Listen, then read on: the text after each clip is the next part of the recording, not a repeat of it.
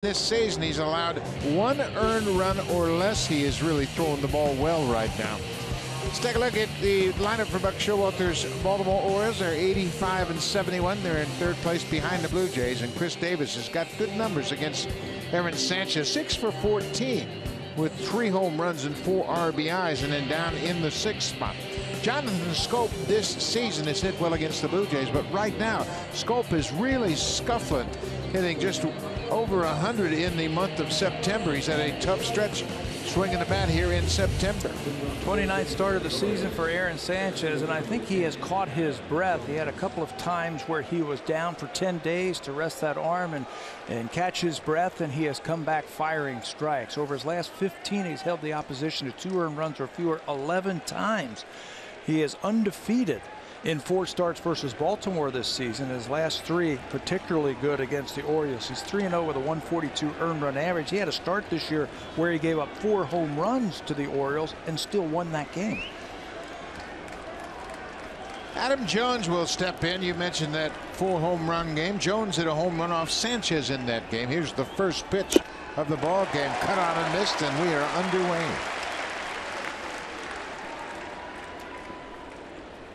Sanchez 13-2 for the season. Terrific season. His first full season as a starter. ERA at 3.12. Jones pops it into the air, and it's going to reach the seats out of play. Big power hitter as the leadoff hitter. He's hit 28 home runs for the Baltimore Orioles, and he doesn't walk. He is up there hacking and slashing. He's got the highest swing percentage in Major League Baseball. So he is not looking to get a base on balls or work the count. See his numbers in September, and that pretty much reflects the offense for the Orioles. They have been scuffling to score runs, much like the Blue Jays have been somewhat inconsistent in this month of September. But despite that fact, they're 13-10 for the month. Well, they hit a lot of home runs, and if you're not hitting home runs, you have to figure out different ways to score runs. Fastball up and away. Jones strikes out, 1 away. Take a look at the defense behind Aaron Sanchez. A little different look in the outfield again tonight. Ezekiel Carrera starts. He is in left field. Pillar's in center, and Michael Saunders is in right. Bautista's the DH tonight.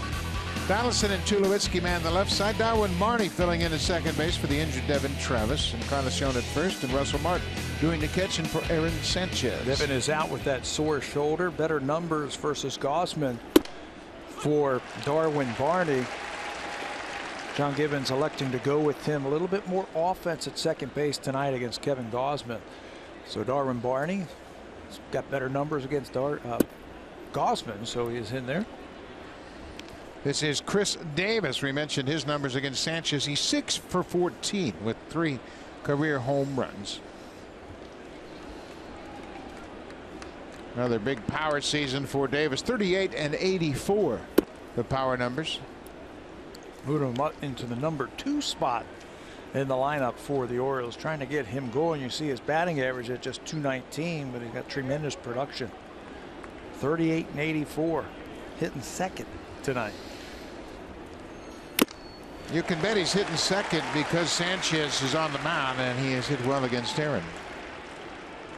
Buck Showalter going for everything he can, and you can see the cap of Aaron Sanchez reflecting his thoughts about Jose Fernandez, a young pitcher that passed away on Sunday. What an emotional time for all the players, but especially for the young players when they think of Jose Fernandez being just 24 years old, and his life ended dramatically and very abruptly. All of the young pitchers didn't it? It's very, I mean, it's so emotional and so tragic and horrific. Every team reaching out.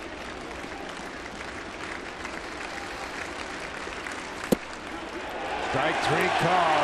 Russ Martin knew it before Davis realized that caught a lot of the outside corner. 2 up, 2 down. Well, if the first 2 batters are any indication, Aaron Sanchez has his A game tonight. Fastball, command, control, and he pops that outside corner with that thing freezing Davis. His curveball looks like it's got a lot of break to it tonight. Hey, he knows how important this game is. He knows how important this series is. That's why the Blue Jays set up the rotation when they put him back in the rotation to have him face Seattle in the first game here against the Orioles. 2 wild card contenders for sure. This is Manny Machado, the third baseman, and what a player Machado is. He has hit well against the Blue Jays once again this season. 300 for the season, 36 homers and 94 RBIs.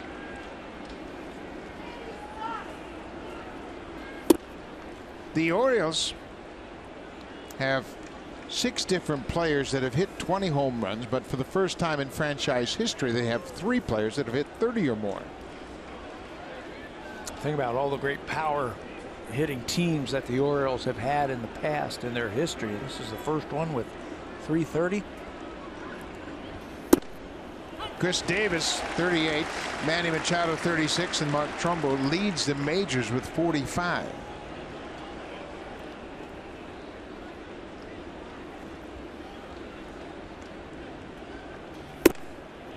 Baltimore has had 2 teammates reach 30 home runs in a season 8 different times, but this is the first time they've ever had 3 teammates surpass the 30 home run milestone in the same season.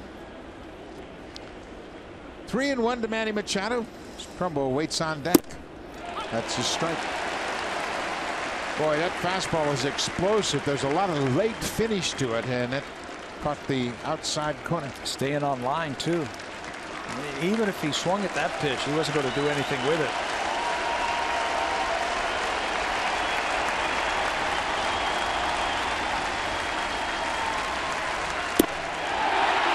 He went around. What a start for Aaron Sanchez. He sent a little message in the first inning. He strikes out the side. 3 up, 3 down. Over the Orioles for the first wild card spot. 86 and 70 for the season. Now look at the bottom of the order in this matchup tonight. Michael Saunders this year against the Orioles batting .436, 15 RBIs, 14 extra base hits, including a 3 home run game earlier this season. And Darwin Barney, as Pat mentioned, he gets the nod at second base tonight because he's put up good numbers against the Orioles starter Kevin Gausman. 29th start of the season for the young hard-throwing righty. He is really starting to realize his potential. The numbers don't say it just yet. 8 and 11. He doesn't have a lot of runs to work with, but a very good earned run average at .357. He was bumped from Sunday's start with an intercostal injury. Had a string of 5 quality starts end his last time out when he gave up 5 runs in 6 1/3 innings versus the Red Sox. Versus the Blue Jays this year, he hasn't had a whole lot of luck. 2 starts, an ERA about 7.5 for his career in 11 games. He's had a high earned run average, but I contend that was a different type of pitcher that the Blue Jays saw back in July. Back then, his breaking ball didn't have the depth and the speed that it has now. He gave up 3 home runs in that start on the 29th of July right here at Rogers Center. It lasted just 3 innings. Gave up 6 earned runs. Ezekiel Carrera leading things off tonight without Devin Travis in the lineup. He takes a pitch away. It's 2-0. 2 starts ago, Gausman was sensational against the Red Sox. 8 innings, 4 hits, no runs against that high-powered offense. He was saying my fastball was good and my splitter was even better.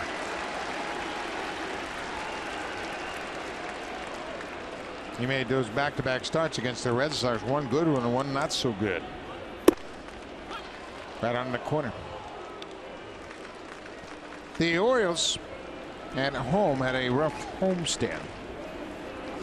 They were swept by the Red Sox. They split 4 games with Tampa Bay, lost all 4 to Boston, and then they swept the Arizona Diamondbacks, so they went 5-6 on their homestand. High fly ball deep to left field, but that's going to be foul into the second deck. Don't sleep on Ezekiel Carrera. He'll pop one every once in a while. 5 home runs. He's got 9 doubles, a triple. That ball went the other way and it went into the second deck. Just foul. Carrera had the big bunt against the Yankees. He'll take a leadoff walk here. Well, when you talk Oriole baseball, you always acknowledge their great and defensive ball club. And in the outfield, Michael Borg has spent some time in Dunedin this year with the Blue Jays. Adam Jones, Mark Trumbull from left to right in the outfield. Manny Machado, he's a two-time Gold Glove winner. J.J. Hardy's won 3. Scope, Davis, second and first respectively. And Matt Wieters, he too has a couple of Gold Gloves to his credit. Josh Donaldson. You know, it's an exceptional inner defense for the Baltimore Orioles, and Jonathan Scope has started every game at second base. In fact, he has played all but 2 innings all season long for the Orioles. He has the most assists for any second baseman in the American League and the 3rd highest fielding percentage. He's only committed 8 errors. Blue Jays are making Gausman throw it over. Not anxious to chase any borderline pitches. Another fine season for Josh Donaldson. 36 homers, 96 RBIs. You talk about offensive leaders. We've got them in this series from both sides.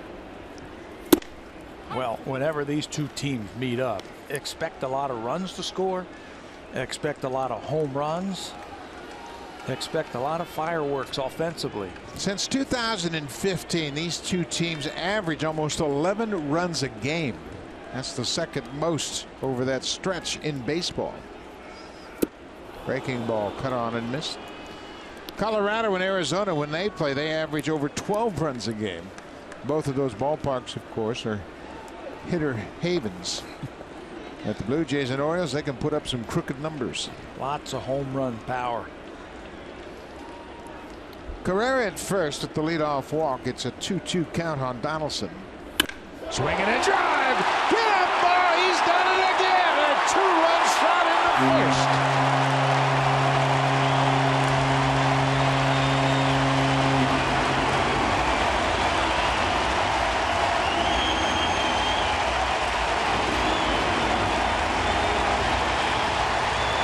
Expect a lot of home runs when these 2 teams meet. You're just talking about all the runs that they score. Since 2005, when these 2 teams meet, they've hit 107 home runs, now 108 with that blast by Donaldson against each other. This season, they have now combined to hit 54 home runs. This is the 17th game they have played. And they have combined to hit 54 home runs. Donaldson with his 37th of the year. More fastballs lately from Gausman, and that one's belt high. Belt high to a fastball hitter. He threw a mistake, and he hit a mistake, and it's 2-0. Leadoff walk cashed in immediately. And Encarnacion checked his swing. That's Barksdale down at first. Another look at this beautiful swing. He took the 2-0 fastball right down the middle and then checked his swing on the 2-1 breaking ball. And Gausman was going to try and slip that fastball by him. And JD was waiting for it. 26th home run Gausman has surrendered this season.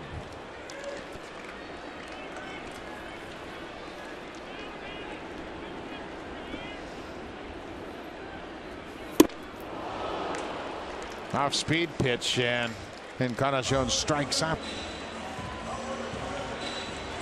Well, the Orioles lead the majors in home runs. They've had another big season with power. 245 home runs for the Orioles. Now, with a Donaldson home run, they have 218 ahead of the Mariners and the Cardinals.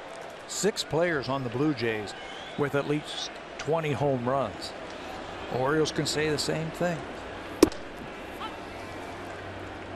Bautista is just 1 for 10 against Gausman, but he has hit a homer. His only hit has left the yard. Jose has really picked it up here in the month of September. Big games, big time hits. There are the numbers to back that up over those last 6 games. Seeing the ball much better. You can see the timing with that leg kick is a lot better. He is loading up on that backside, and he's taking what the pitcher gives him. There's a good example of seeing the ball. Just low out of the strike zone, and he lays off. It's 3-1 now. Let's see if Gausman comes at him with the heater.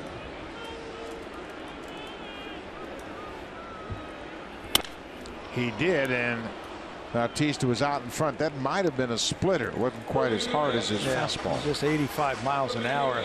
His splitter has been better. He's controlled it just a little bit more. His last start, he pitched with at least one runner on base in each of his 7 innings. There's a high fastball at 95. They mentioned Gausman was roughed up at the hands of the Blue Jays back in July. Lasted just 3 innings, surrendered 3 home runs in that game. There's a high fastball. 2 away. Let's check in with Jamie Campbell.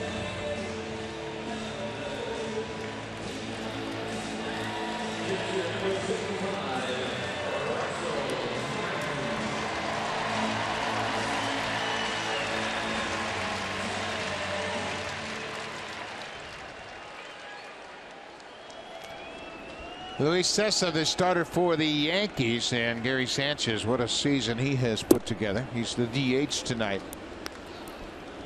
Ties Wally Berger for fastest ever to reach 20 home runs. 53 games. Inside. Russell Martin with a 1-1 count. Martin is 3 for 4 against Kevin Gausman.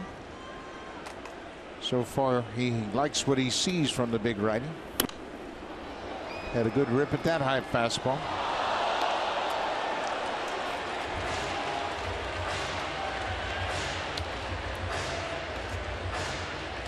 Josh Donaldson had a 2-run home run to start the ball game for the Blue Jays.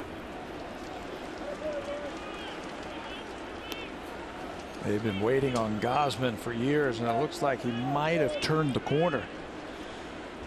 3 very good pitches, and when he's on, he can silence any team. Martin lifts a fly ball to left. Michael Bourne is there. The inning is over, but the Blue Jays jump on Kevin Gausman. He walked Carrera to start the game, and then had to deal with Josh Donaldson. That's never a good thing. Donaldson's. Tell you, this is a long, slow, and difficult process. Well, it sure is a significant injury indeed, and it comes at a terrible time for Benoit and for the Blue Jays. Obviously, he was a huge part of their success, and now he's going to be on the sidelines. John Gibbons likened it to the Brett Cecil injury last year when Brett got hurt in the playoffs, and it did not finish the rest of the season. So it was just like Cecil's with the calf tear. Cecil tore his in a rundown. They trapped Mike Napoli in between first and second, and he had his blowout. The boys had problems coming out of the bullpen last night. Jason Phillips, the bullpen catcher, he came out and tried to get to the melee in a hurry and pulled a hamstring. You got to be careful. You don't want to get out there and not be able to participate. That's a long sprint.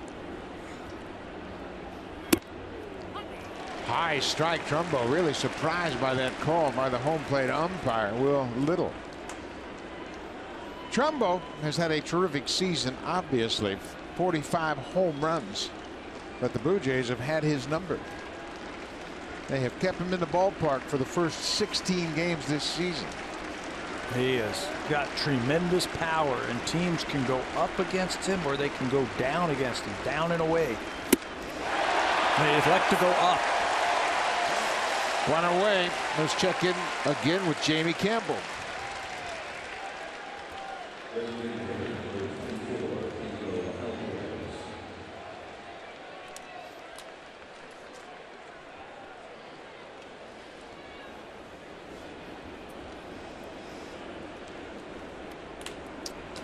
Yeah, there are a few recognizable names in the Indians lineup tonight, and that's really bad news because they're facing Justin Verlander. Wow. Of course, the Tigers, they've got a lot to play for, trying to get into the postseason themselves. At the start of play tonight, Detroit 2 back of the Orioles for the second wild card spot. They are tied with the Mariners, who are in Houston. Aaron Sanchez, a fast start to this outing. He has struck out all 4 Orioles that have come to the plate tonight. If he gets that breaking ball over and combines it with a fastball and puts it in a good spot, you're going to have those high strikeout type of games. Alvarez did his best to lay off. Pedro Alvarez, 19 doubles, 22 home runs. He's one of the 6 Orioles that have hit 20 or more home runs. He's been a platoon player this year. He's chipped in with 22. Alvarez, a former National League batting champ while playing with the Pirates. We mentioned the 4-homer game Sanchez had against the Orioles back in June. Alvarez hit one of those 4 home runs.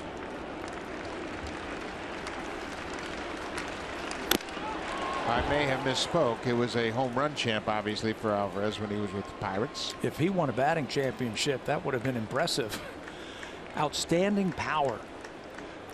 Was with the Pirates, hit a couple of balls out of PNC Park in Pittsburgh.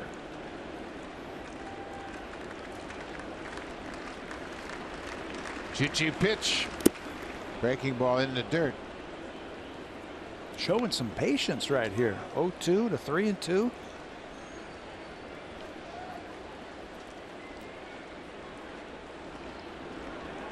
One out. Sanchez taking a little time to regroup, gather his thoughts, catch his breath. Now he's set.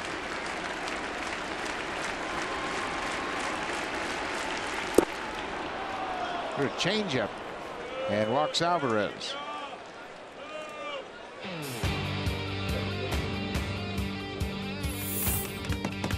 Swing for the fences and save during the DIY Expert Sale. Only at Home Building Center and Home Hardware Building Center. Beautiful shot of CN Tower. It is a gorgeous evening here in Toronto. The roof is open. It's 20 degrees. You couldn't ask for a finer night to play baseball. This is Jonathan Scope, their Iron Man second baseman. Sanchez misses with the first pitch. And Scope this season batting .263. He has scuffled in the month of September, but he's put up good numbers against Sanchez. Batting .467 against Aaron, 7 for 15. With some power too. He's a big man. That time out of it. We were talking about Adam Jones being a very free swinger. Well, right behind him in Major League Baseball, this Jonathan Scope might have been paying attention because he likes to go up there and swing the bat. He doesn't walk very often. Hey, you know what? It's called hitting, not watching. That's right. Nobody walks but the postman, right? He's only walked 19 times all season. For September, we mentioned Scope has kind of hit a wall in the month of September. He's 4 for 90 in the month, a 156 batting average. But he has played all but 2 innings in the field at second base. I got 1,378 innings coming into this game at second base this season. Amazing. What is it with those Baltimore Oriole middle infielders that they don't take any time off? They got that blue collar attitude, and that's one guy Buck Showalter doesn't have to worry about. Jonathan Scope, he shows up, he plays. Manny Machado plays every day. Adam Jones plays every day. And of course, the great Cal Ripken was the guy who set the standard for the Orioles, playing every day. 2-2 pitch to Scope. Cut on and miss. 5 strikeouts for Sanchez so far. He actually missed his spot that time. Russell Martin wanted that ball down and away. He missed his spot, went up and in, and still was able to get a strikeout. You can see Russell setting up on the outside part of the plate. 97 with the fastball, and you can see the late movement. When you throw like Aaron Sanchez, in my mind, you don't have spots, you have regions. If you get it in a particular region of the strike zone, you're going to overpower hitters. He doesn't have to locate like a Marco Estrada might have to. When he does, and we've seen some games from him like that. The Detroit Tiger game back in June when he pitched into the 9th inning and had 12 strikeouts. against the Tigers. That was one day where everything was working and he was throwing the ball where he needed to. 8 innings, 3 hits. He took a 1-hitter into the 9th against the Tigers. He's got that kind of stuff that can happen anytime he takes the mound.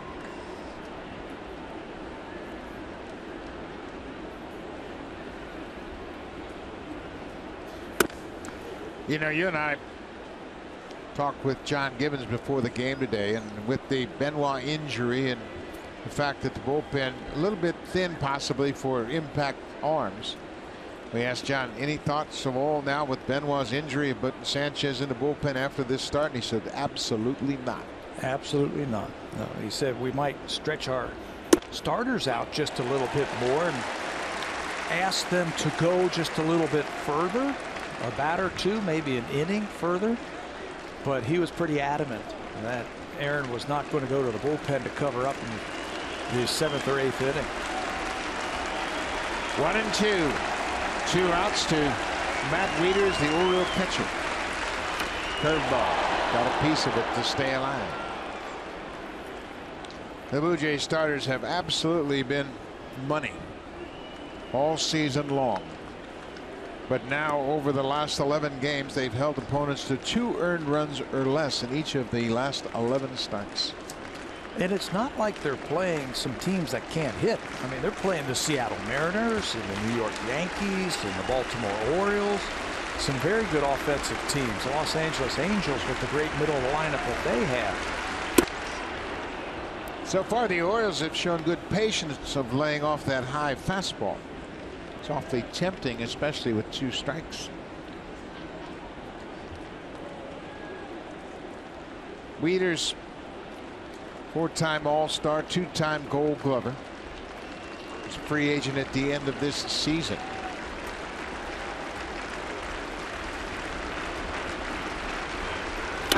Curveball, that's a base hit into right. Saunders over to cut it off. Alvarez goes first to third. Matt Wieters gets the first hit for the Orioles. A 2-out double, his 18th double of the season. Michael Saunders got over there fast enough to hold him to a single. That looked like it was going to be extra bases down the right field line, but Michael playing right field. Curveball, stayed over the middle of the plate. He timed it up beautifully. And watch Saunders in right field get over there quickly to cut that ball off. As soon as he catches it, Wieters has to put on the brakes. Good play. I gave him too much credit.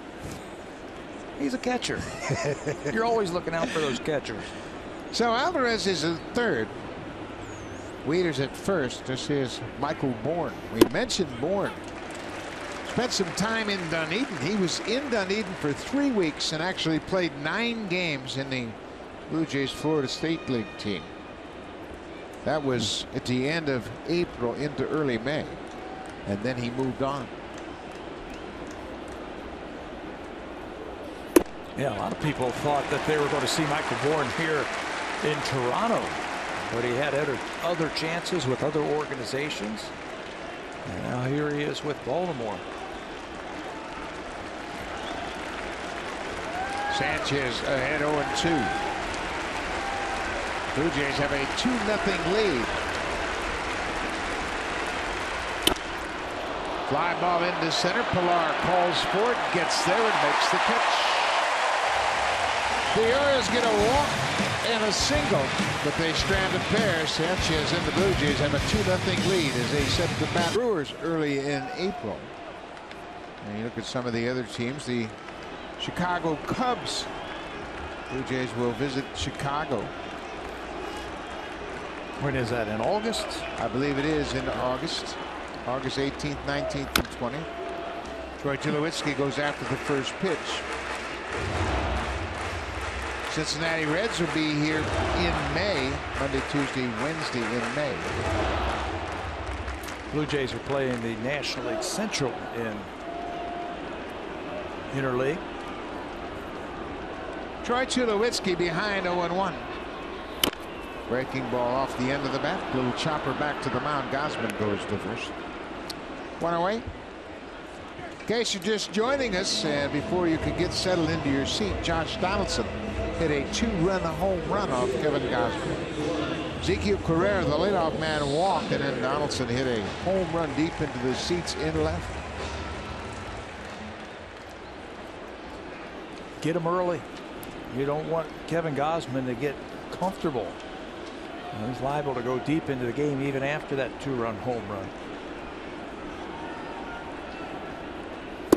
4 starts ago, Kevin Gausman ended a streak of 25 consecutive road starts without a win. He beat the Yankees in New York. Think about that. 25 consecutive starts without winning the game. To no fault of his own, there's been a lot of games where he just hasn't had a lot of runs to work with, and he has pitched well. It's just tough to win when your offense doesn't give you any support. Yeah, it's hard to fathom going that many starts without a win when you have the kind of arm Kevin Gausman has. Yeah, and I think it's just going to get better. There's that splitter, and it's a very good one down and away. He had a start at Boston that we were talking about, 8 innings. That was a couple of starts ago where he gave up just 4 hits. They were all singles. The key to that one was he got first pitch strikes on 21 of the 29 batters that he faced that day. And we all know how good the Boston Red Sox are offensively. He says, I'm reading hitters' swings better now, as he's got some years under his belt now at the major league level.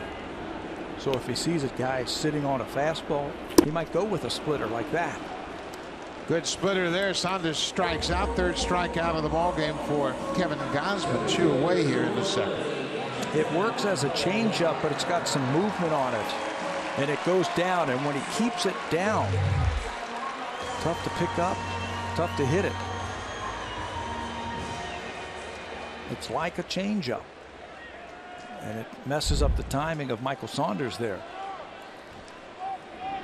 Kevin Pillar bats with 2 outs. Well, Gausman's got a good fastball.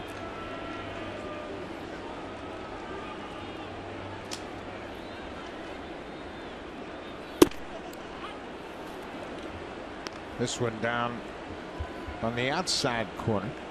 Kevin had an infield single in the 6th inning.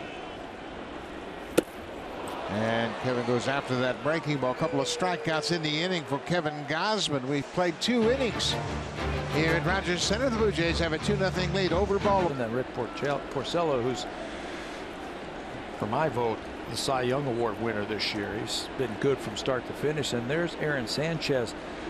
I think the Blue Jays have done a really good job of watching his innings, shutting him down, giving him some time off, but allowing him to mature and pitch this year as a starter. The blister problems, I don't want to say it helped, but they were going to shut him down anyway for about 10 days. And then with the blister problem, that just gave him a reason to do that and just slow him down a little bit. J.J. Hardy hits one in the alley in right center. Kevin Pillar trying to cut it off. He'll cut it off, but Hardy will end up at second with a double, a leadoff double here in the 3rd. That's his first hit in 10 at-bats against Aaron Sanchez.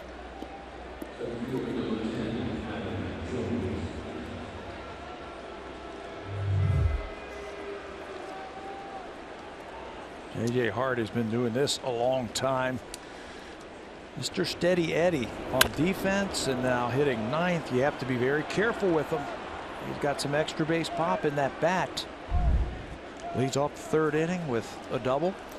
We mentioned in the early part of this ball game, these 2 teams have averaged almost 11 runs a game since the start of the 2015 season. So don't think this game's going to end up 2-0. Adam Jones takes the first pitch strike. He struck out on a high fastball in his first at bat. In fact, Aaron Sanchez struck out the side in the first. Struck out the first 4 he faced here tonight. Got 2 more in the 2nd.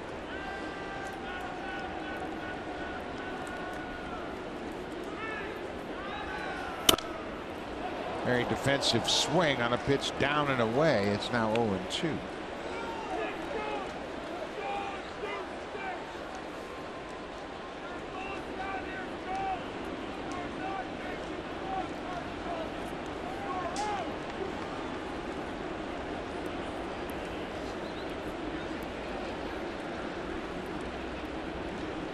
0-2. Hardy at second with the leadoff double, his 28th double of the season.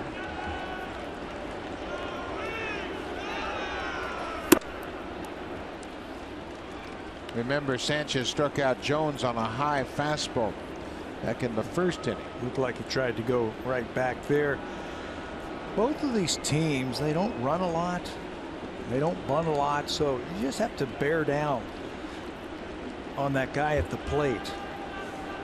J.J. Hardy not really a threat to run at second base. Adam Jones not really a threat to push a bunt or sacrifice him over. This team, they sit back and they wail. This is the 17th time they've played against one another, so there are no secrets.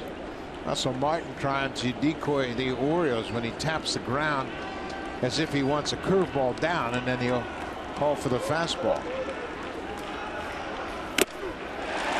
Foul tip held onto by Russell Martin, so Jones strikes out for a second time. Same pitch, a high fastball. There it is, high fastball with some late movement. Tough to square that one up. Look at the movement, and Russell catches it right in the webbing. You've got to have strong hands to be able to have your glove bent back that far and then still hold on to that baseball. Now Chris Davis, he was called out on strikes in his only at bat.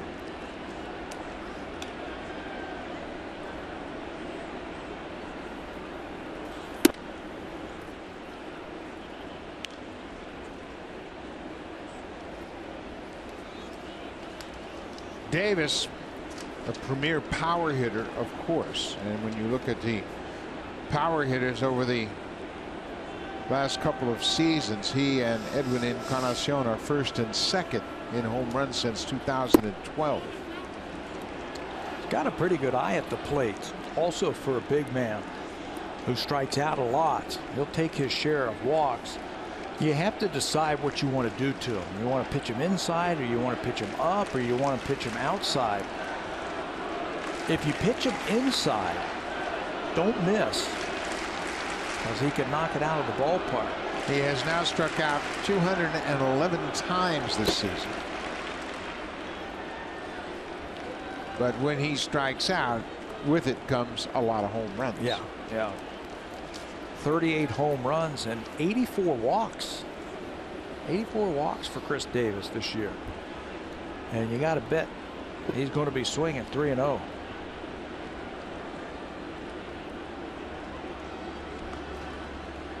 One out. Hardy at second after the leadoff double. Fastball up and away. He takes ball 4.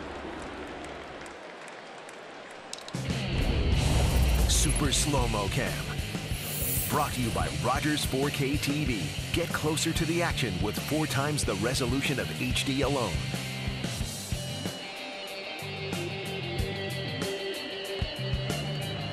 Blue Jays were playing the Baltimore Orioles in Camden Yards. You and I were talking to Aaron Sanchez. Same situation. You remember that when Chris Davis was up? And we were talking to Aaron the next day, and he had walked him. And I think the same thing just happened. Base open, he says, you know what, I'm tired of getting beat by that guy, so I'm just going to pitch around him. Machado lines out to the shortstop. What a play by Tulowitzki. Angel Hernandez, the second base umpire, holding his fist in the air and pointing to Tulowitzki, indicating that he caught the ball line drive. So the batter, Machado, was out. Tulowitzki looked like he might have dropped the ball, and then he threw it to second base, but Manny hit a rocket right to the shortstop. How about this for Gold Glove type of defense? Line drive. Yeah, the ball was on the ground, but it was in his glove, and he lost it on the transfer. He was going to try and shift and make the throw, but it comes out, and that's a catch. 2 outs now. Here is Mark Trumbo.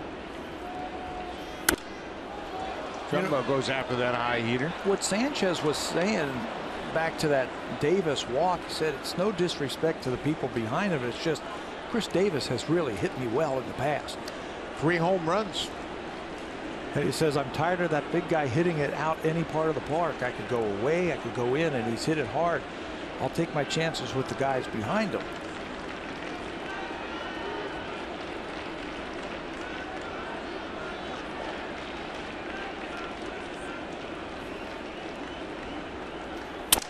Breaking ball, broken bat. That's going to be in front of Pilar. Hardy around third. Here's the throw to the plate, not in time. Mark Trumbo breaks his bat on a breaking ball and picks up the RBI, his 105th RBI of the season. And they cash in that leadoff double. J.J. Hardy scores. Some kind of strong. Mark Trumbo. Yeah, he's got 45 home runs. This is a pretty good curveball. And look where he hits it, right off the end of the bat. Most people, that's a little humpback liner to the second baseman, but Mark Trumbo so strong, that's into the outfield for an RBI single. It's a 2-1 Blue Jays lead. Trumbo, we mentioned, now with 105 RBIs. This is Pedro Alvarez, who walked his first time up. Sanchez threw him a 3-2 changeup for ball 4. First pitch curveball finds the strike zone.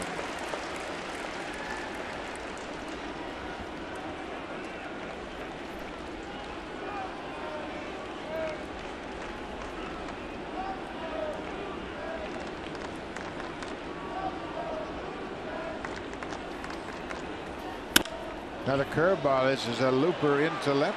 Carrera is there. The inning is over. The Orioles score a run on 2 hits. They get a walk and leave a pair. Boston for a 3-game series to wrap up the regular season. Boston in New York trailing 2-0, bottom of the 3rd.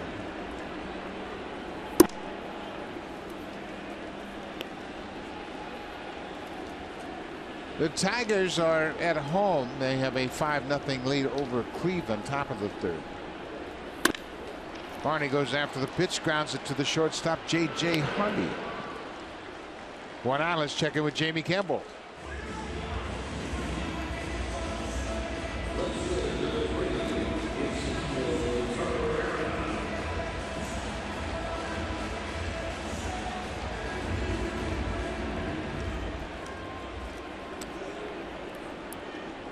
Thank you, Jamie. Of course, that has implications for both of these teams, the Blue Jays and the Orioles. The Tigers are 2 back of the Orioles for the 2nd wild card berth in the American League. Seattle also 2 games back, tied with the Tigers. Seattle will play in Houston later on. They're just getting ready to start that game.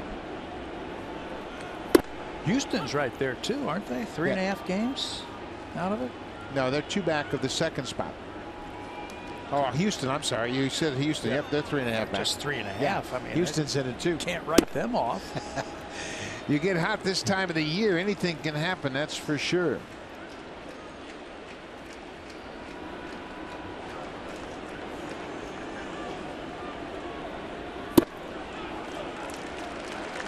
Ezequiel Carrero walked and scored on Donaldson's home run in the 1st.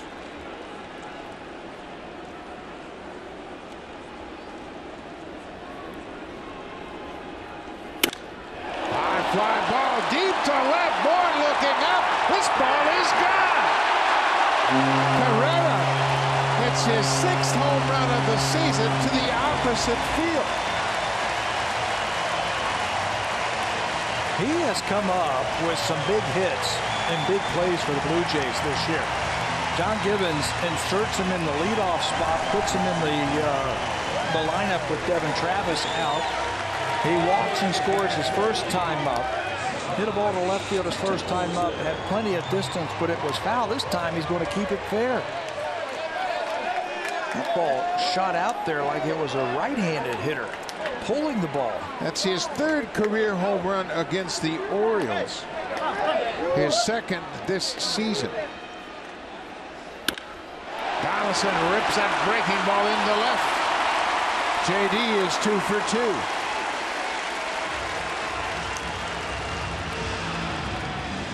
Zeke Carrera is the guy who usually has to pair it out for Edwin Encarnacion. Well, Double E might want to get it out here. for Carrera. He sends that ball out of here. Opposite field for his 6th home run. I like how the Blue Jays come right back and get that run. Like that they gave up last inning. Marco Estrada hanging out with the bullpen pitchers. Change his perspective. There's Devin Travis on the bench tonight. He did not make the starting lineup. He's got that sore left shoulder. And Carnacion inside. There's Travis, and he apparently aggravated his left shoulder during the melee yesterday against the Yankees and continued to play, and then took an awkward swing, and you could see he was reacting to that shoulder, and that's the shoulder that was surgically repaired. And that goes all the way down the left side into the bleachers.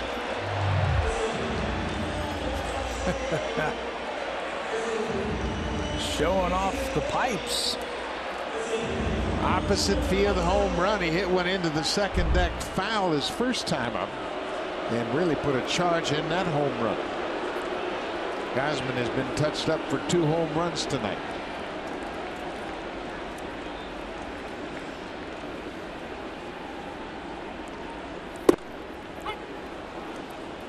There's another fastball for a strike, and Gausman has used more fastballs in the second half of the season. And his record's been better. His ERA has been better, so you can't forget about that. He throws it too hard. If you're looking for his off-speed pitches, he can burn that fastball right by you. Missed with that fastball at 96. Carrera, he's had a knack for getting big hits. You remember he had that bunt base hit that set up the win on Saturday. Actually, that was on Sunday's game.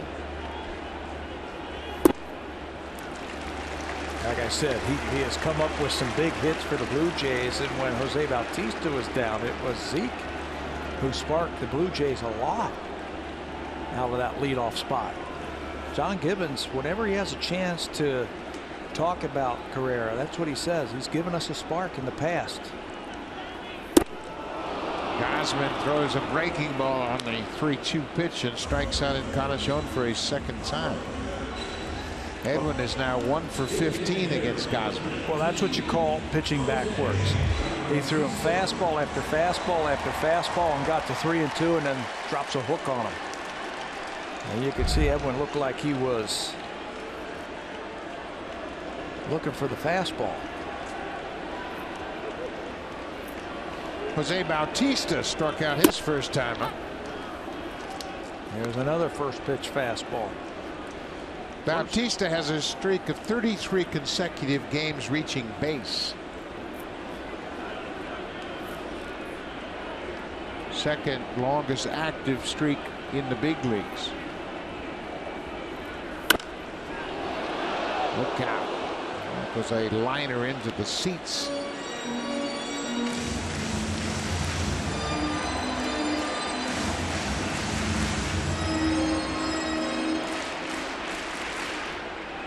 Bautista has dealt with a couple of significant injuries this season, and that's why he's had lower numbers across the board. In September, he's hit 4 home runs. Gets a piece of that high fastball. Normally players are at 600 at bats or so this time of the year. Jose just passed 400 the other day because of those injuries. Still produces 21 home runs and 67 driven in. He's generally about 150 at bats behind the team leaders. Inside. 1-2 to Bautista, 2 outs. The Blue Jays have a 3-1 lead. All 3 of their runs coming on home runs. Donaldson hit a 2-run home run in the first. Carrera a solo shot here in the third.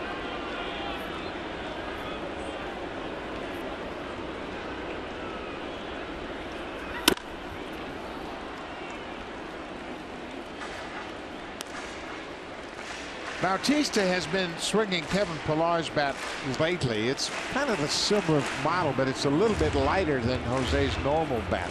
He's usually a 34-32. It's dropped down. He's dropped down to a 34-31 ounce bat. And Pillar was telling us the other day, he says there's plenty of home runs in that bat.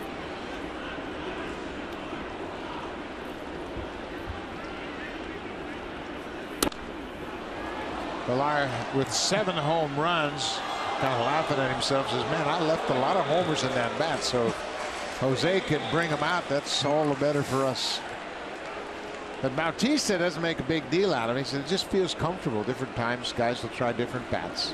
And this time of the year, you've played so much, you might go to a lighter bat to help you get the head out. I talked with a lot of players over the years about their philosophy, and most players would go to a lighter bat. I played with Reggie Jackson in winter ball, and later on in his career in September he would go to a shorter bat. He felt like he wouldn't sacrifice the quality of the wood by maintaining the same weight. Just a shorter bat. 2 balls and 2 strikes. Donaldson on base for a second time. He's homered and singled. Bautista hits it in the air to center. Jones is right there. The inning is over. But the Blue Jays get another run thanks to Ezequiel Carrera. His 6th home run of the season, and here against the Texas Rangers. Pretty special here at Rogers Center.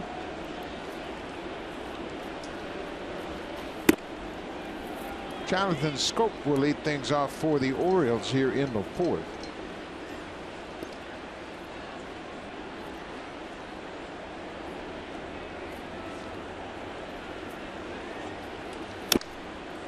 Well, there's a good fastball. A lot of movement on that down.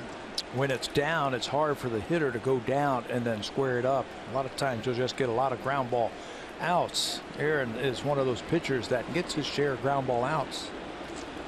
We all know about Marcus Stroman being able to get ground ball outs. Aaron's in the top 10 in the American League too. Just foul down the third baseline. That looked like a changeup that Scope was able to get to, but he was out in front just a tad. Aaron leads the American League in win percentage. We mentioned how he stands in the ERA department. He's 3rd in earned run average, 1st in win percentage. Scope strikes out. Second time he's gone down. 7 strikeouts for Sanchez. Aerial coverage is provided by Goodyear, leading the way with tires that deliver superior performance in clutch situations. Goodyear, more driven. And a beautiful view of Rogers Center. The roof is open on a gorgeous evening here. Final home series of the season. Matt Wieters had a single to right field his first time up. You know, you were talking about Aaron having a great winning percentage. He has a chance to have the best winning percentage in Blue Jays history in a single season. We all know about Juan Guzman, what he did in 1993, 14-3. Jack Morris was 21-6 in 1992. Aaron Sanchez has the best winning percentage right now. He's 13-2. Ahead of Rick Porcello, who's 22-4. Jay Happ is 3rd at 20-4. If that stays like that, or if they win their final starts, Sanchez and Happ, they will have the best winning percentage by a pitcher in Blue Jay history in a single season. They'd be 1-2. Jay is 20-4. Ground ball. Donaldson makes a nice grab across the diamond in plenty of time. Josh Donaldson has got terrific range, and he's been flashing a new glove over at third base for the last 5 games. He's got his old third base glove where the lacing on the fingers are all together, and he's been a little bit bigger. Took his time. Well, he's got a home run, he's got a single, now he's got a beautiful play at third base. Doing it all tonight. Still sporting those high socks. Off the end of the bat, past Donaldson. Tulowitzki won't have a play on Michael Bourne. An infield hit. Once it got past Donaldson, no chance for Tulowitzki. So he does the right thing. Doesn't even make an attempt over there. The only guy who had a shot was that guy right there. He is playing in, and look at the range just out of his reach.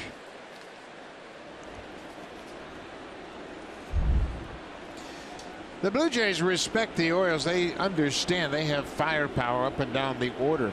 So Bourne reaches with an infield single. J.J. Hardy doubled and scored the Orioles run. Top of the third.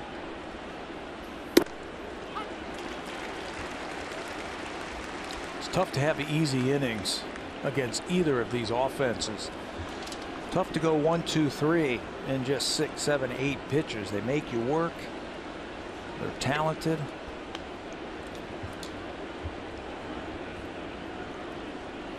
Hardy missed about 6 weeks of the season with a fractured foot.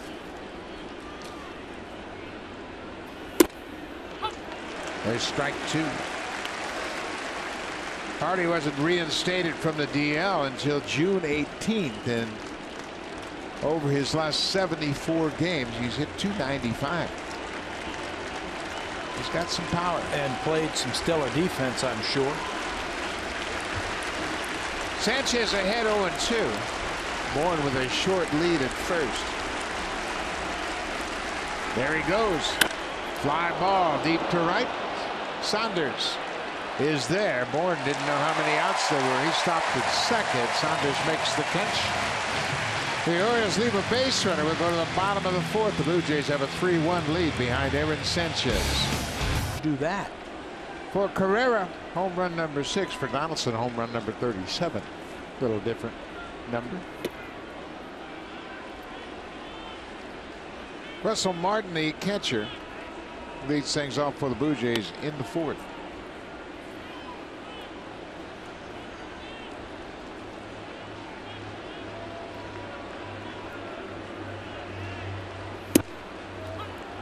Gausman continues to use his fastball early in the at-bats, and then when he gets to 2 strikes, he'll go splitter or slider.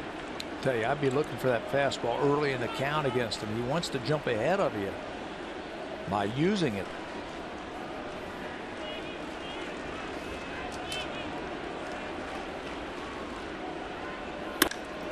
There's a drive to left. Bourne is back, looking up. It's over his head, off the wall.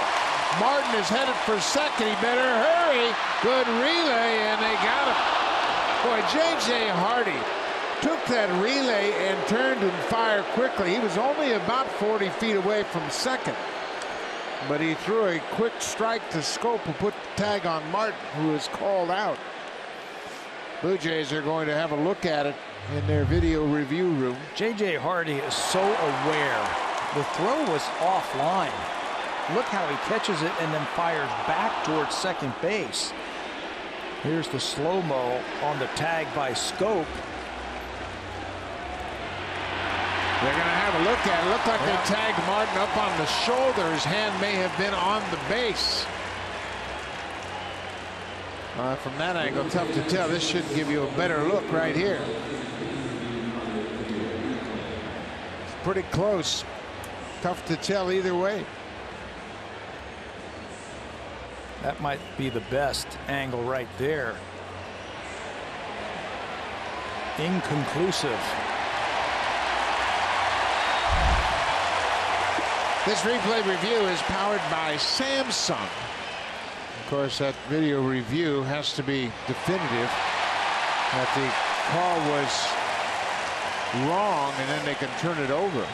Slow one, right? This low one, the umpire's leg looks like it's in right where the tag is, so you're not real sure where the tag is. That higher one, that's going to be a tough one. That's a tough call. Yeah, there are 3 different decisions that can be rendered by the video review. Call can be confirmed on the field, clear and convincing evidence that the call on the field was correct. Or they can let it stand. There's no clear and convincing evidence to confirm or overturn the call. Or, of course, they can overturn the call. Ted Barrett is the crew chief. He's standing right on top of the play. He had a great vantage point. You can't fault him for his position. Russell Martin will at least have a single. He's hopeful that he's got a double. They have to try and determine when the tag was put on, where it was put on. Was it put on up around the shoulder or up around the forearm? It was a high tag no matter what. That's why you have the crew chief over there and the guy who made the call. Well, Ted Barrett is one and the same, so they have the next senior umpire. He stretched with his right hand and he was trying to get that corner of the bag. They appear to have the decision, and they call him out. The ruling on the field is confirmed. So Martin is out 7-6-4 on a terrific relay throw from J.J. Hardy. Wessler is credited with the single, out advancing.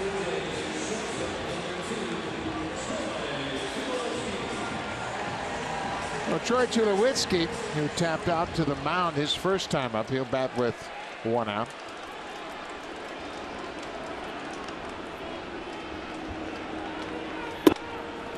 I bet you Tulowitzki gets on this fastball. He's seen Gausman use a lot of fastballs early in the at-bats. That's the advantage of hitting behind Donaldson, Encarnacion, Bautista, Martin, all right-handed batters, and taking a little scouting report. That was a splitter at 85.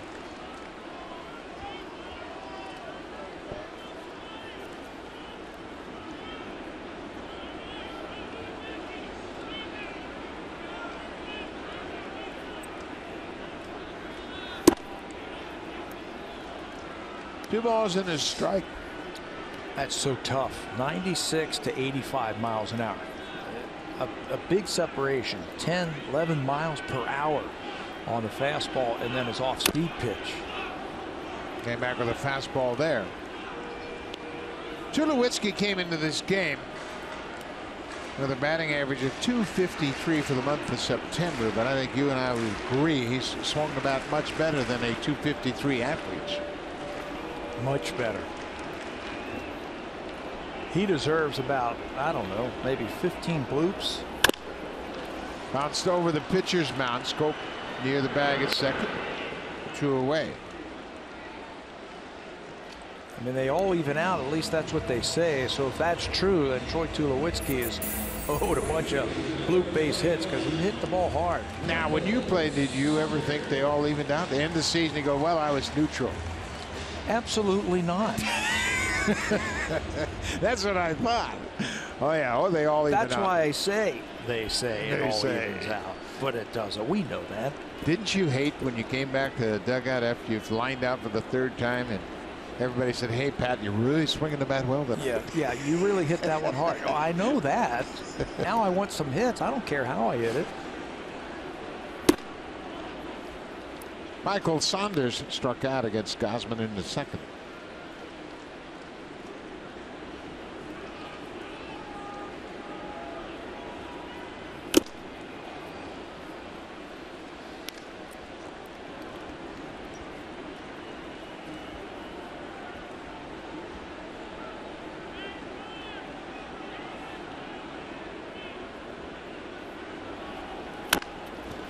Little tapper out in front of home. Gausman bare hands throws the first just in time.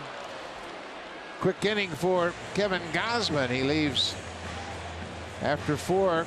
Blue Jays lead at 3-1. Now time for Blue Jays Central up. 32 earned run average. I'll take that every time. An opponent's batting average under 200. With those numbers, I'd have to say that 6-man rotation was a success. It served its purpose, what the Blue Jays needed to do with their starters. Boy, it sure did, and everybody was critical of a 6-man rotation, but the end results have been very positive. Here you have Sanchez throwing the ball as well as he has at any point of the season. Just a little bit of a breather for what was that, 3-4 weeks, something like that? He went down for 10 days, and then he had another stretch where he went down another 10 days. He had 11 days the second time, I think. And then they just stretched everybody else out, and guys were working on 6 days rest. Some guys, sometimes 7 because of off days. That's foul down the line. When you do that, you give guys a little bit of a blow. You can catch their breath, and all of a sudden you get back to that 5-man rotation. You get back on normal rest, and all of a sudden you feel strong again. It couldn't have happened without the addition of Francisco Liriano.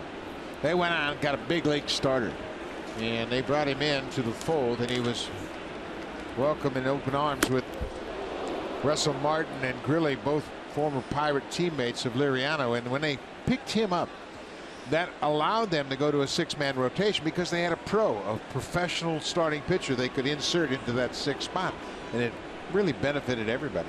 Everybody got a blow, and then he would go in the bullpen for a little bit. They just kept giving guys some extra rest. I asked one of the Blue Jay pitchers, I said, what is it like in the middle of a long season? This is a veteran pitcher talking, to have 10 days 2 weeks off in the middle of a season, or towards August in a season. They said it's refreshing. You feel like a new man. Your arm feels brand new when you come back from that. When you think about it, starters pitch every 5th day. Then you give him a break. Even if they skip one start, it's going to be a 10-day break. It's like a 2-week vacation because the game is played every single day. Then you add in off days, and then it could be 11 days, and then an off day here and there, and it could be 12 days off. It's great for your arm. Change up in the dirt.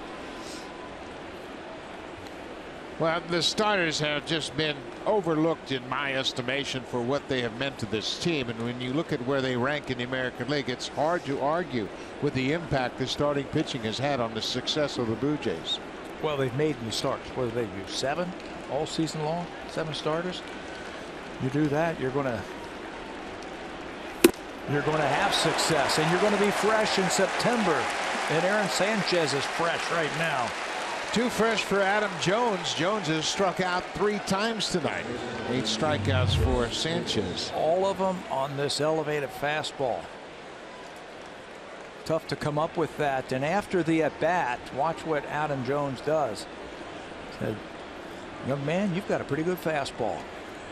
Adam Jones is a terrific baseball fan. He respects great talent, and I think that was acknowledging the talent he's facing tonight in Sanchez.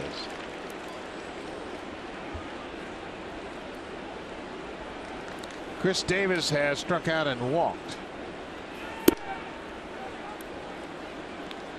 You know what I've been impressed with, and it was big news when Aaron came to spring training, was how he had worked out in the offseason. He put muscle on. He worked hard to get ready for this opportunity. And I think you see it in his delivery. He is so balanced through his delivery that has allowed him to make the starts.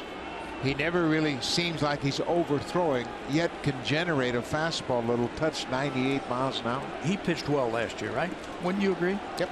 He told us in spring training there were times last year where he was balanced over the mound, getting ready to throw a pitch, and he didn't have the strength to consistently put his arm in the right angle to throw the baseball. He had no idea where the ball was going because he didn't have the strength in the lower half and the upper half that he has now. He says, now I can balance over that mound and I can feel strong, and I know exactly what my body is going to be doing when I let go of that pitch. He was what, 195 pounds last year? Came in at 220 this year and strikes out Chris Davis. Sanchez is dealing early in this game.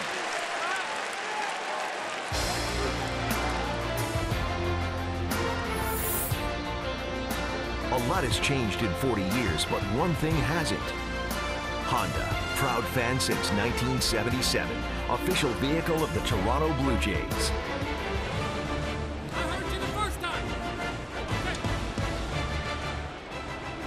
Will Little is hearing it from the Orioles dugout. 9 strikeouts for Sanchez.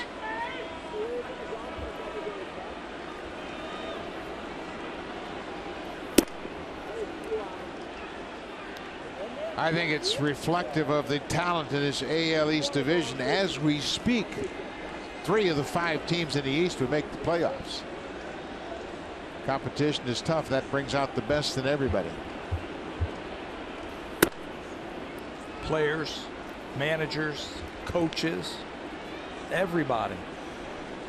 Wayne Kirby, the first base coach for the Baltimore Orioles, was talking about that before the game today, saying, hey, this is the American League East. There are no gimmies. Every night it's a heavyweight fight. He has a way of framing things, doesn't he? Ground ball. Nice hop for Barney at second. Manny Machado's retired. 3 up, 3 down, top of the 5th. The Blue Jays have a 3-1 lead. Aaron Sanchez looking for his 14th win of the season. He has struck out 9, and he's got everything working. Best of 3. Blue Jays have a 3-1 lead as they bat in the bottom of the 5th. It'll be Pilar, Barney, and then back to the top of the order.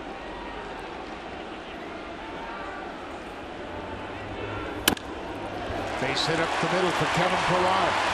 Looked like he was looking breaking ball, got it, and gets the leadoff single. Kevin Pilar leads the Blue Jays with batting average at home coming into this game, batting .304 here in Rogers Center. Nice approach. There is the breaking ball. He stays back on it, serves it right back through the middle, right where it came from. Over second base, and now a leadoff runner on. The Orioles are anticipating a sacrifice here. Manny Machado, the third baseman, is in guarding against the bunt. Darwin Barney, the batter, batting in the 9th spot. Now throw over just to see whether or not the batter will chip his hand and slide that hand up the barrel of the bat.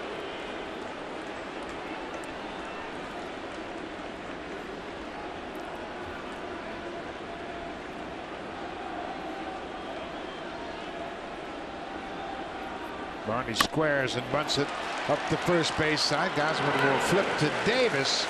Darwin Barney trying to get it past the pitcher, but he's able to move Pilar to second. Barney a little bit frustrated. He had the right idea. He wanted to push it past Gosman and put the pressure on Scope. That's exactly what he was doing. He was trying to push it by the pitcher, move that runner into second base, and get himself to first base. I like how the Blue Jays on this homestand have started to utilize the bunt just a little bit more. Runs have been hard to come by, so you're going to create some opportunities for RBI situations with the sacrifice. Scoring only gets tougher the deeper you go into October. Well, here's the man of the hour, Ezekiel Carrera. He has had quite a night to start this game. He walked to start the game and scored on Donaldson's home run, and then he hit a home run himself, an opposite field shot in the 3rd.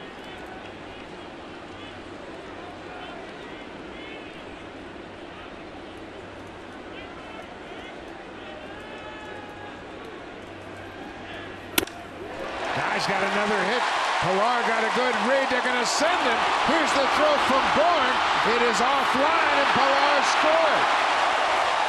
Oh, what a job by Luis Rivera, the third base coach. It was a base hit. Pilar read it perfectly.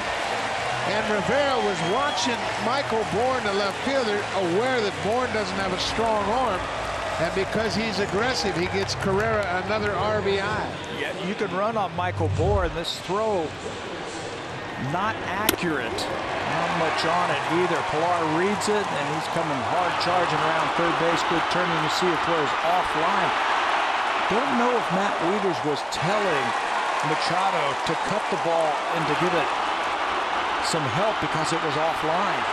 Probably couldn't hear him with the noise in this building, but the Blue Jays pick up another big run. Carrera, his second hit. The sacrifice bunts. Don't forget about that. Darwin Barney, a perfect sacrifice bunt. Carrera, his second RBI of the night. He has walked, homered, and now has an RBI single. Good job by Barney. Josh Donaldson's 2 for 2 with a homer.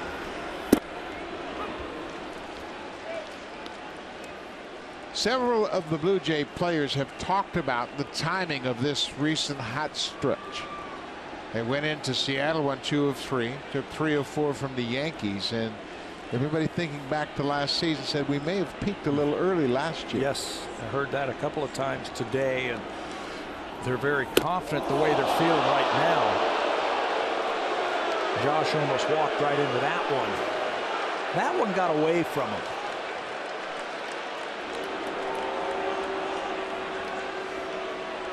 Doug Showalter shaking his head as that pitch was up and in, and Donaldson looked like he was looking for a pitch away.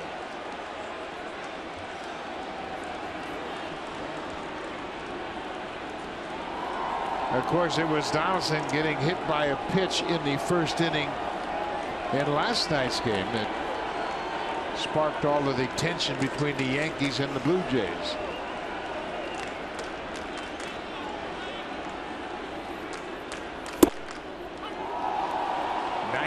At the knees. One more time. Fastball up and in. Rushes him back. And then they go down and away with a fastball.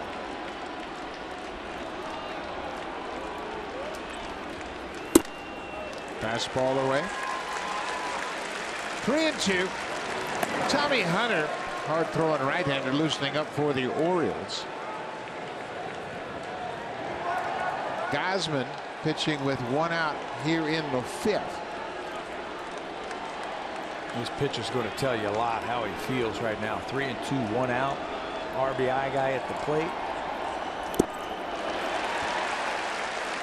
Donaldson takes ball 4. He's been on base 3 times. He and Carrera have been on base all 6 times they've come to the plate. That might have been a splitter right there, and he threw it at 88 miles an hour. Look at the slide by Pilar. It's that mitten right on the plate. That's a pretty cool shot. Great shot as Pilar scores the 4th Blue Jay run.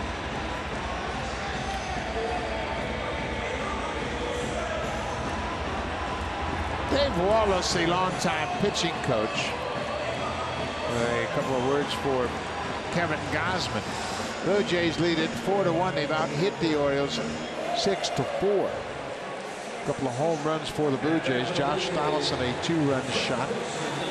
Ezekiel Carrera, a solo home run, his 6th of the season. Edwin's about due, isn't he? Edwin has struck out twice tonight, both swinging.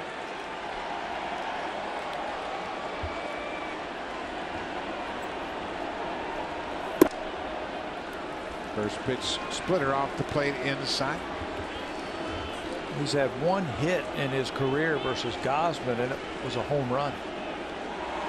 That was in July when the Blue Jays hit 3 home runs off of Kevin Gausman in the first inning. Edwin was one of them.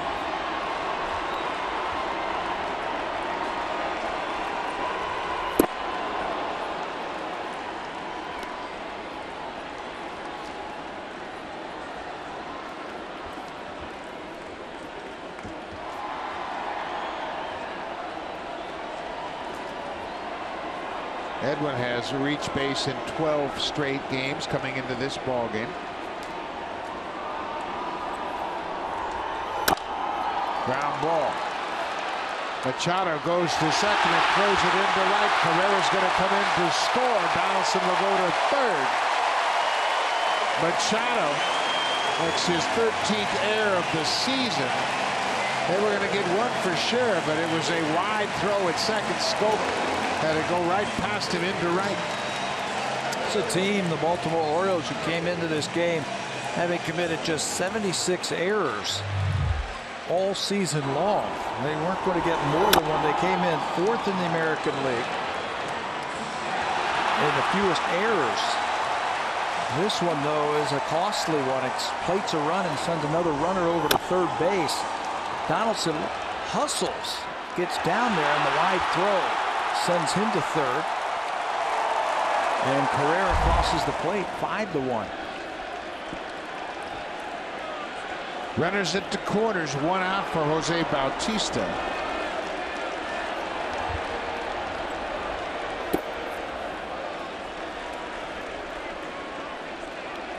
Bautista has struck out and lined out.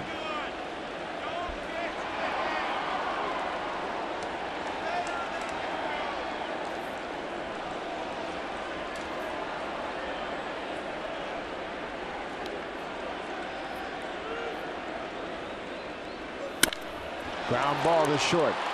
Hardy to second for one, back to first, double play, but the Blue Jays get two more on the board in the fifth. Ezekiel Carrera with an RBI single. Second run scores on Machado's air. 5-1 Blue Jays. After 5 was semi-intentional. The Chris Davis walk in the third. And his offense has put up 5 runs on 6 hits.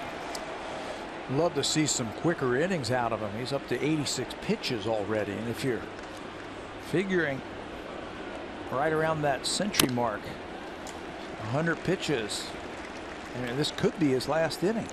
Well, remember what John Gibbons told us earlier. He said, I don't have Benoit. I want to conserve some innings late. I might push my starters a little bit deeper into the game. That'll be interesting to watch as this game continues. 0-2 to Trumbo. He reaches and pokes it into right. Saunders is going to play it on a hop. Mark Trumbo has 2 hits, neither one of them particularly hit hard, but he is 2 for 3. Cut his swing down with 2 strikes. Aaron tried to elevate that fastball. And watch the American League's leading home run hitter have a nice 2-strike approach. Well, when you're down by 4, you got to get on base. Pedro Alvarez has been on base once in 2 at-bats. He has walked and flied out to left.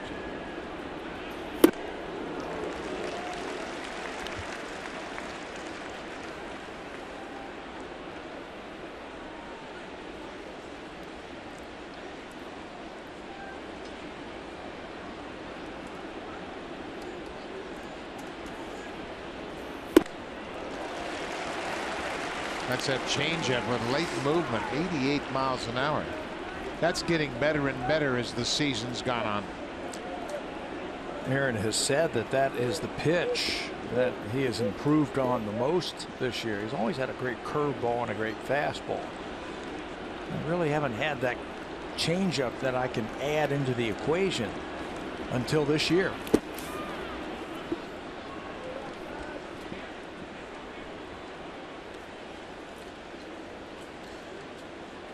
Alvarez laid off the breaking ball. Ball and 2 strikes to Alvarez.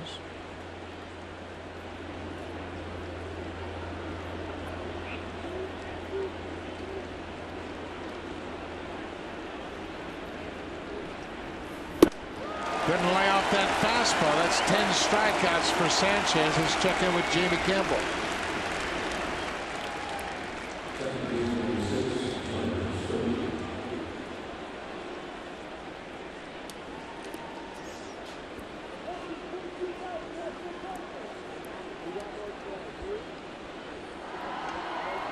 Thank you very much, Jamie. And that's going to be quite a battle as they're trying to get into the postseason. Felix Hernandez has given up 2 runs on 4 hits through 2 innings. Matched up against Mike Fiers. Scope goes after the first pitch and grounds out to the shortstop. Trumbo goes to second on the play, but now there are 2 down here in the 6th. Troy Tulowitzki doesn't make many mistakes on the baseball field. Could have tried to get the guy at second base, but his team is up 5-1. Let's get the out. You weren't going to turn 2 on that slow ground ball by Scope, so just get the out over at first base. And he does just that. So now Trumbo's at second. Matt Wieters, the catcher, is 1 for 2. Josh Donaldson made a terrific play going to his left in the fourth. Take a hit away from Wieters.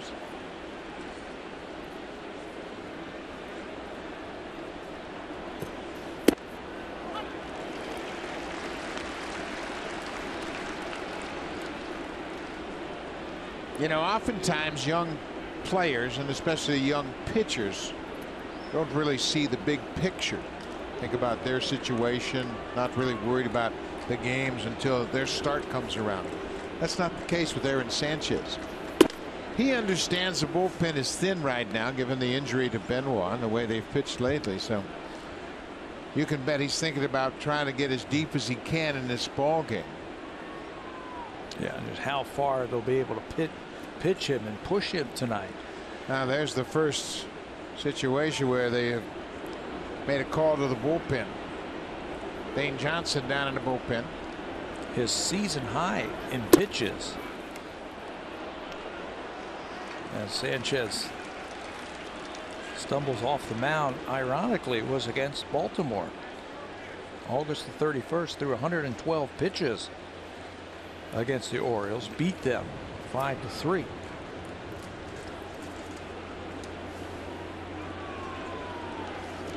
Two and one to Wieters. The bullpen starting to move around down in the left field bullpen for the Blue Jays.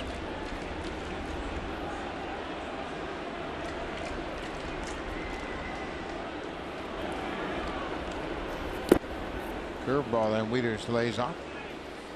Now the first up tonight is Joe Biagini.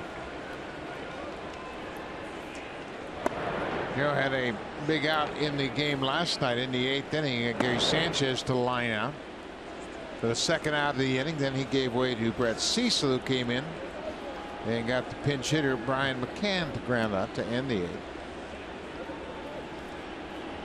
Blue Jays had a 3-1 lead, 3-2 lead after 8. Nasty. 95 with movement on the corner. Michael Bourne, the number 8 hitter, will bat next if Wieters can reach base.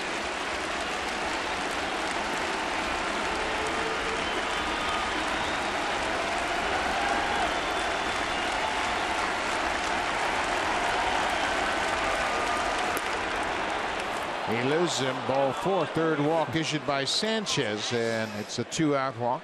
He was trying to be pinpoint with that one, and that's going to bring Pete Walker out.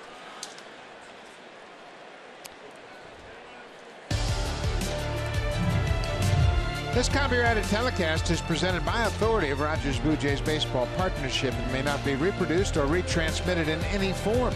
And the accounts and descriptions of this game may not be disseminated without the express written consent of Rogers Blue Jays Baseball Partnership.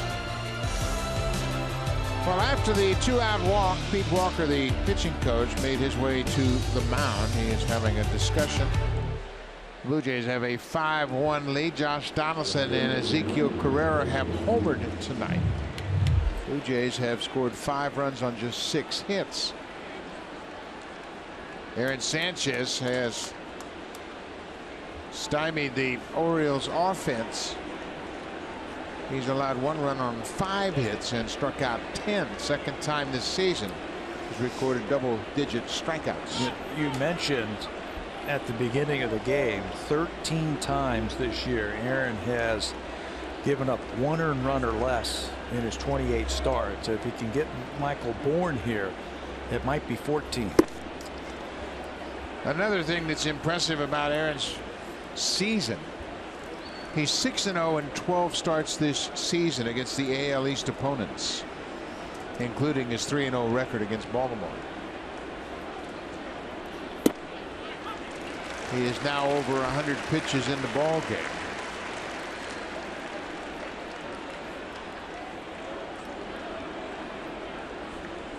Looks like he's ready. That's the ready call.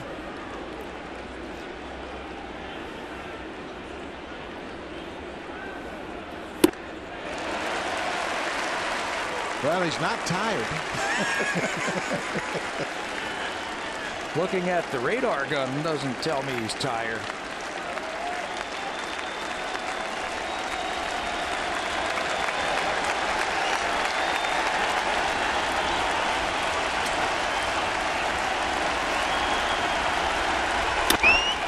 Fly ball to the left. Carrera was in shallow. He backs up and makes the catch. Sanchez, another strong outing. 6 innings. He leaves with the lead. He struck. What a season Sanchez has put together. Best winning percentage by a pitcher single season all time. Came in at 13-2. And he's in line to go to 14-2.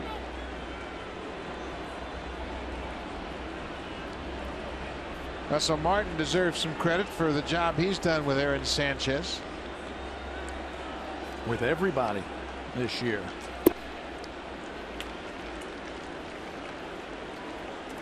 I got to talk about Pete Walker too. I tell you what, Pete has done a terrific job keeping these pitchers healthy, and he had a lot of ideas about how you're going to economize on the innings, keep everybody taking their turn as Russell Martin grounds on. You know, everybody thinks pitching coaches just sit down there and talk about throwing pitches and setting up hitters and all of that, but you got to think of the schedule. You got to think of how much the pitchers have pitched and all that stuff. So, well, you're a pitching coach for 13 different guys, so you have to have 13 different ideas. I mean, Aaron Sanchez is not like Marco Estrada, so you better have something to say to each one of those. I think that the telling point for me was last year when we were chatting with him, and towards the end of the year, I think it was in September last year, he sat down and went over video over every pitcher on the staff to see if they were tipping pitches. He said, we go over every one of the pitchers, and I look at them and I study them, and I sit down with some hitters and we have some ideas. Are they doing anything where guys are on our pitchers? I mean, it's not just, you know, balls and strikes and release points and balance. There's a lot more to it than that. Now, you could see Marco Estrada coming over to congratulate Sanchez for this start, and that's another thing that has happened during the course of this season. This rotation has really grown up as a tight-knit group. Tight-knit group.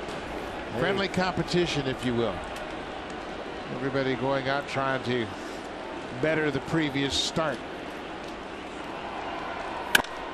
Tulowitzki rips it down the right field line. That's going to go up against the wall. Trumbo plays it off the wall. Tulowitzki is headed for second, and he slides in safely. Tulowitzki with his 18th double of the season. It comes with 1 out here in the 6th. Been doing that more often, going the other way. Stays inside the ball. He'll take his singles to right field. He had that 2-run single to right field the other night. This time takes that fastball down the right field line for extra bases. See how the hands go forward. The bat barrel lags just a little bit. That's why that ball stayed on line. Michael Saunders, the right fielder, has struck out and grounded out.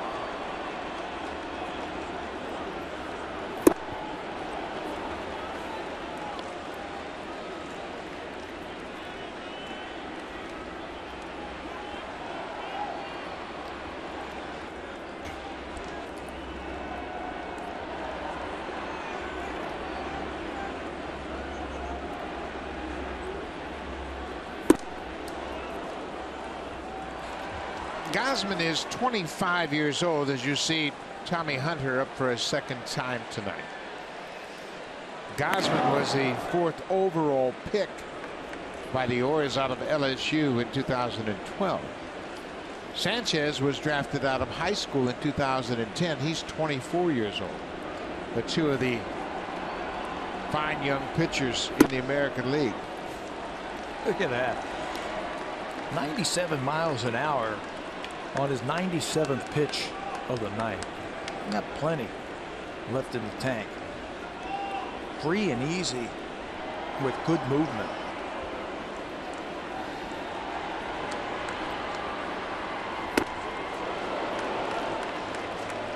Well, it's really interesting when you talk about velocity and the way pitchers have really gotten stronger, throw harder. Made one bad pitch in his last start. That was to David Ortiz, and he hit a 3-run homer against him and lost. Well, I mentioned the power arms that hitters have to deal with. Tonight, Gene Segura of the Brewers becomes the 104th. He's not with the Brewers, he's with the Diamondbacks now. The 104th player this season hit 20 or more home runs. That's an all-time record.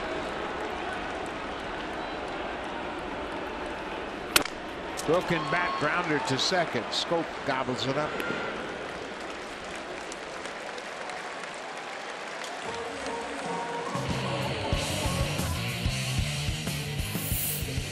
This Blue Jays Rogers 4K broadcast is powered by the Samsung 4K SUHD TV. But talking about home runs, we see great arms like Gausman and Sanchez just about every night. But this season, Segura becomes the 104th player in the majors to hit 20 or more home runs. That's 40 more players than last year. 40 more? There were 64 players last year that hit 20 or more. The previous record, 103, was set in 1999. But I think the ball is flying out of the parks this year. And I think it goes hand in hand with a note I saw that major league hitters have struck out the most times ever this year, over 37,500 times already, which sets a new record. I think it's 4 years in a row that they have set records for strikeouts in a season. Home runs and strikeouts. That sounds familiar. Kevin Pillar behind 0-2. Reaches out, pokes it back to the mound. Gausman will flip to first. The inning is over. We've played 6 innings here at Rogers Center. The Blue Jays have a 5-1 lead. Now, 1 earned run in 14 of his 29 starts this year. 1 earned run or less. Joe Biagini, first one out of the bullpen tonight for the Blue Jays. Joe pitched in last night's game. He just faced one batter. That was Gary Sanchez. He got him to fly out in the 8th inning. So I think his role is going to go up now. The importance of his innings and the importance of his games are going to go up now with the injury to Joaquin Benoit. He might be the 7th inning guy for John Gibbons now. Right now, it's going to be an evolving situation for the bullpen. Biagini jumps ahead of J.J. Hardy with a good fastball.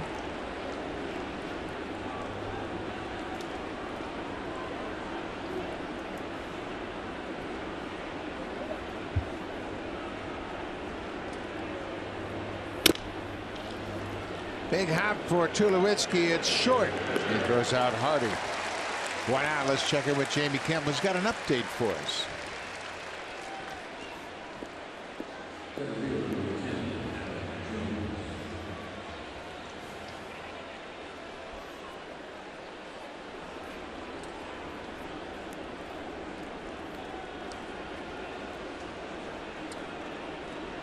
Boston, boy, what a hot streak they got on at the right time. Red Sox go into that game tonight with an 11-game win streak. And they have stretched things out. Things got to turn around when Hanley Ramirez hit that home run against the Yankees. They haven't lost since then. Haven't lost. 11 in a row.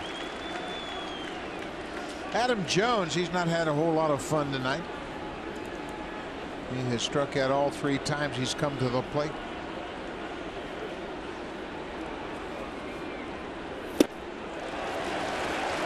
A good movement on that fastball. Saw Joe out there again working on his mechanics.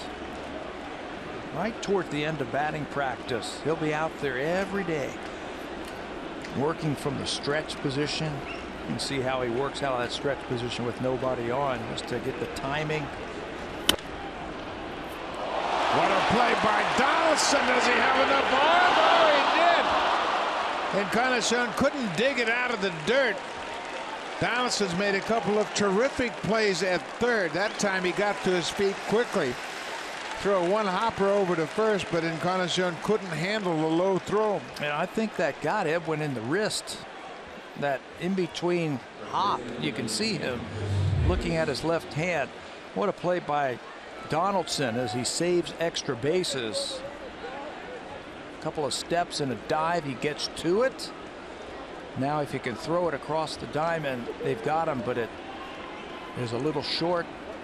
Edwin goes down to get it, and it comes up and hits him right in the wrist. I think if that one is a little further on the dirt, he picks it. It's an infield hit for Jones.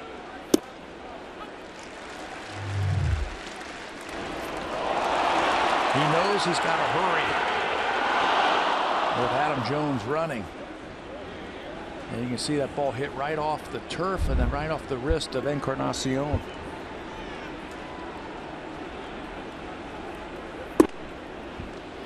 Chris Davis, a couple of strikeouts and a walk tonight. I mean, this is the challenge you have when you're trying to work through the Orioles lineup. They've got big bats up and down the order, much like the Blue Jays.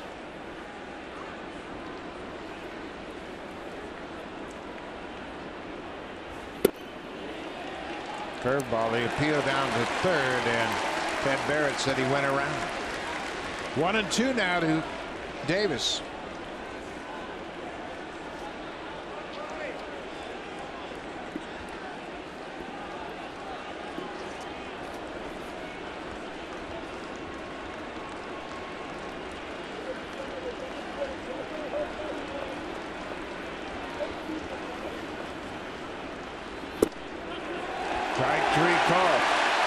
Biagini strikes out Davis.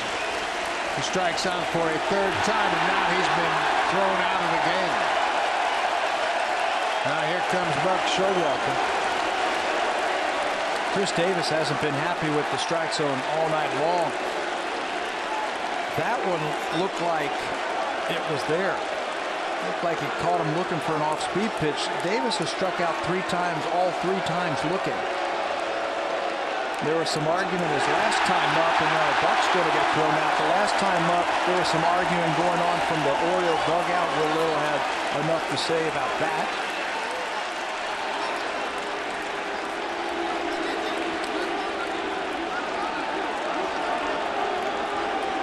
Showalter very upset that Davis, who was walking back toward the dugout, was thrown out, and now Buck's really engaging Will Little, the home plate umpire.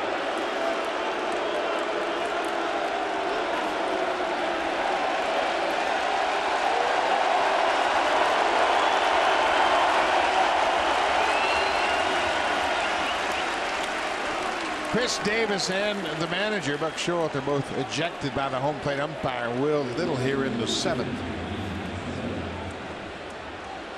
And now he will go over the duties, what he wants to see happen now with his bench coach, John Russell.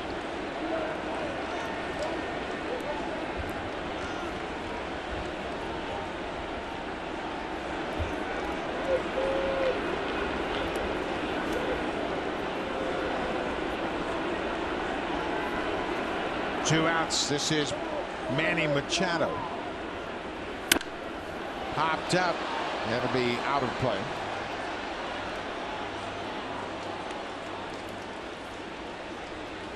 The last week of September, there's been a little fireworks here at Rogers Center the last couple of nights. Hey, we talked about it in the open. The tensions are high. The emotions are high. This is an emotional game. There's a lot at stake. That's what September and October baseball is all about.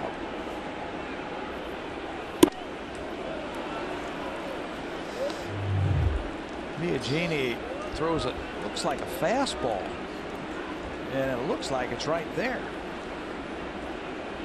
Chris Davis doesn't think so. 1-1 blocked by Martin.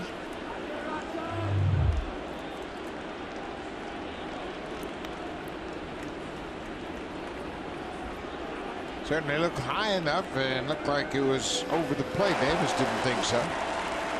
Davis called out on strikes 3 times, and on his way back to the dugout, Will Little threw him out. Machado hits it high and deep to center. Pilar's got a beat on it, backing up. In front of the warning track, and Biagini has a good inning. An infield hit, nothing more. Bottom of the 7th, Blue Jays lead it by 4.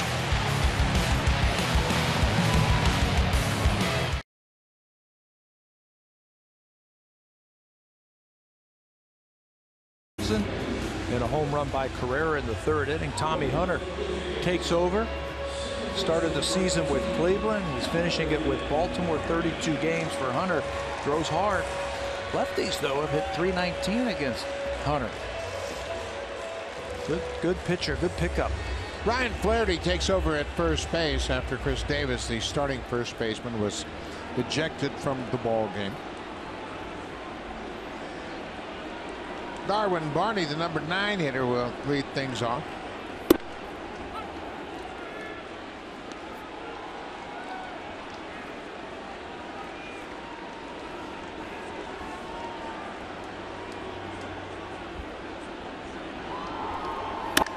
Barney gets a base hit into center field. He's had a good night. He had a big sacrifice bunt in the 5th inning that led to the Blue Jays' 5th run.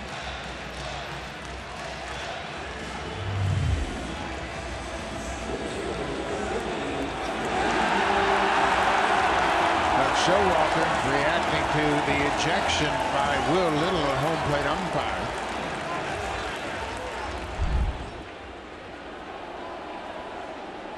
Buck was a terrific manager. Has been a manager and a good one for a long time. Yeah. Oh yeah.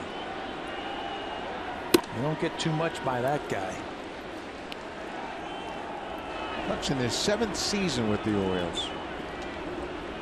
He began his career managing the New York Yankees in '92. John Russell, former manager of the Pirates, takes over. This is the man right here, isn't it, tonight? Absolutely. Ezequiel Carrera, he wanted to start the game and scored on Donaldson's home run. Then Carrera hit a home run himself in the 3rd inning and had an RBI single in the 5th. He's one of those players that has a tendency to ignite an offense. Puts the bat on the ball. He has the ability to get bunt base hits. He's a good base runner. Well, when you're a bench player, you have to be able to do little things to help your team win. They might put the hit and run on right here. They've been known to do that 2-1 counts. You never get enough runs against the Baltimore Orioles. They can strike quickly. So I think you got to keep the pressure on them. But when you're an everyday player, you have one thing that you can do, or you got 2 things you can do. You're a great home run hitter, a great hitter altogether, a great fielder. When you're a bench player, you got to do some little things to help the team. Steal a base, play good defense, maybe be a good contact hitter. Bouncing ball. Scope comes in and tags the runner and goes to first. What a nice double play by Jonathan Scope. 2 outs.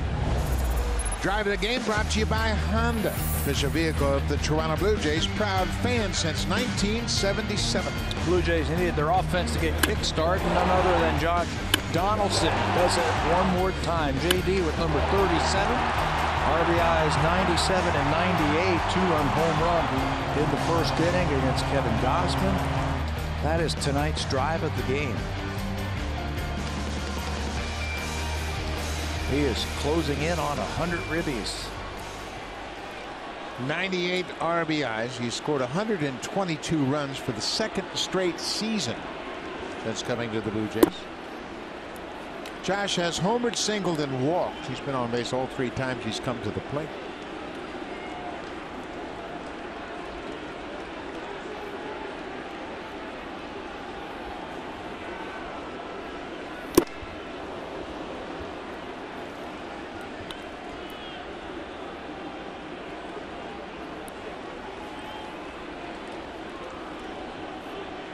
Donaldson with 122 runs scored. Only Sean Green has scored more runs in a single season than Donaldson. Green scored 134 runs in 1999 for the Blue Jays. Wow, 134. And he's got 122. Let's see, that's 12, 6. He needs 2 more runs every game, doesn't he? And then some. Just to tie him. 3-1 now to Donaldson. Donaldson is the only player in franchise history to score 120 or more runs twice.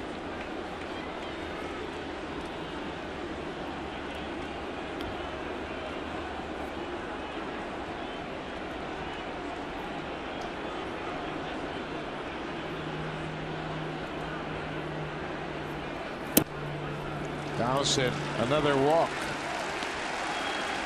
Let's check in with Jamie Campbell.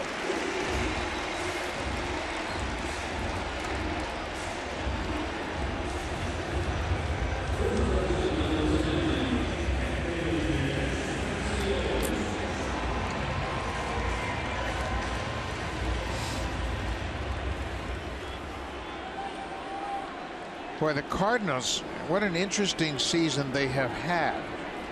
They have not played well at all at home. They are 33-42 at Busch Stadium. That's remarkable. They've always been a terrific team playing at home, but this year it's been a totally different story. The Reds dropped 15 on them yesterday. Cardinals have lost 2 in a row. 15-2 they lost at home yesterday. And they're a game out of the wild card. Just 6 games over 500 on the season. Edwin Encarnacion with a mighty swing. It's a ball and a strike. Edwin 0 for 3 so far.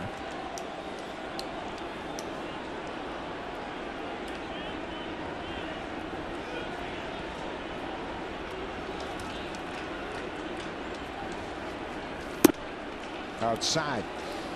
The Blue Jays trying to expand their lead over the Orioles in that wild card race. Baltimore currently has the 2nd wild card spot. The Blue Jays have a game lead over them, and then the Tigers are 2 games behind the Orioles.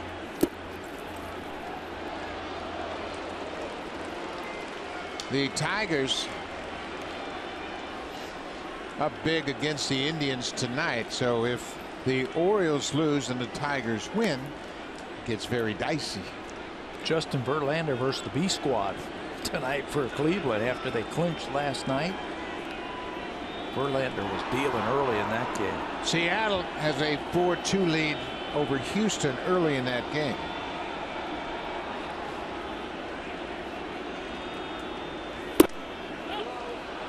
Encarnacion called for the swing. It's a full count now. Donaldson will be moving on the pitch off of first.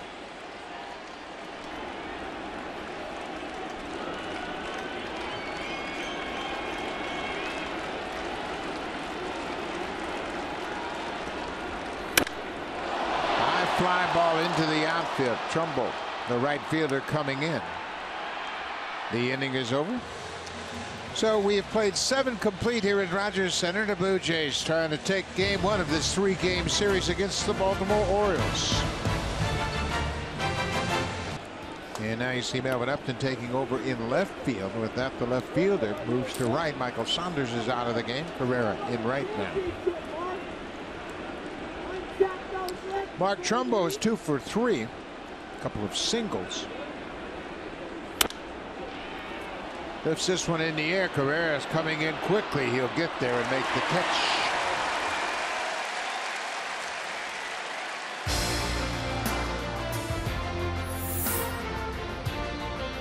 The all-new 2017 Ridgeline, our newest vehicle and their newest fan. Honda, official vehicle of the Toronto Blue Jays.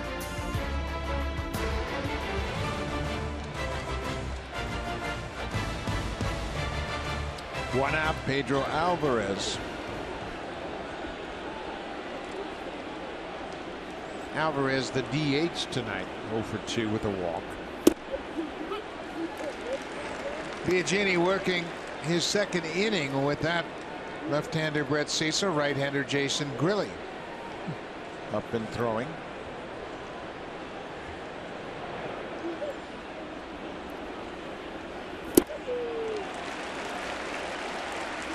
You know, we have talked about Biagini all season long, and he has impressed outing after outing. And you made a great point about his work ethic.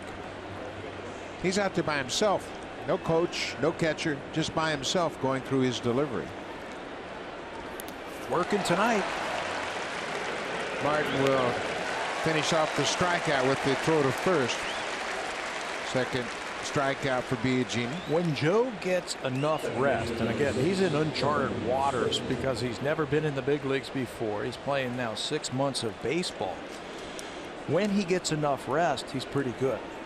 When he continually has to work, fastballs doesn't have as much miles per hour on it. Breaking ball's not as sharp. He'll get tired. But the Blue Jays have done a good job this month of really stretching out his appearances to give him the proper rest to make sure he's strong. In just 1/3 of an inning last night, he got Gary Sanchez, and if he can get Jonathan Schoop, that would be 2 very big innings for him. Ball and a strike to Schoop.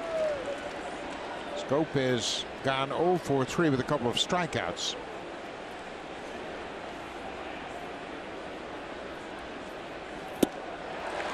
Very good changeup.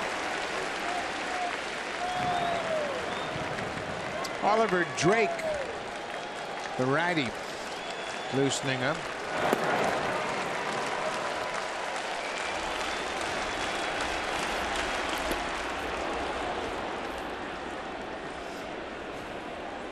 Biagini really tried to snap one off and bounced it in front of home plate.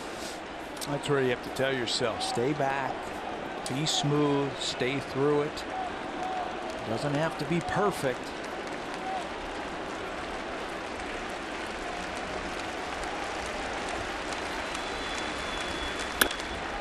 Line drive into center. Pilar got a good break, makes a dive, and makes another catch.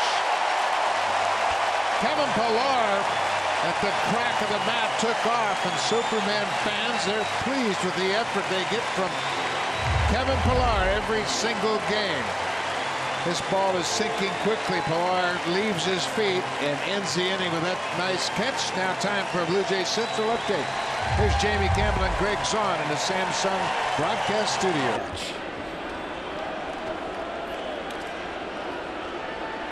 Oliver Drake, the new pitcher into the game, throws a first pitch strike to Bautista.